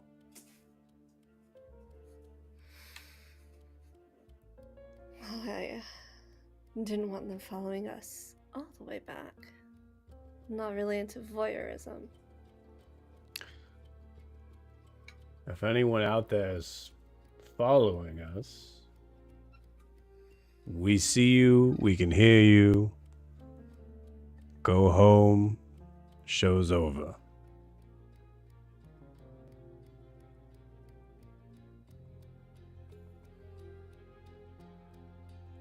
I don't hear anything. Since I had myself wrapped around his arm, what was Roll me an his inside check with reaction? advantage. 21. With a 21, as you hear Brahm saying these things, I think with how close you're squeezing his arm, you're able to feel his heartbeat and recognize that as soon as you said that, there was no reaction. And with that, we're going to end tonight's session. We'll see you guys next week. Cool. Bye-bye. Cool.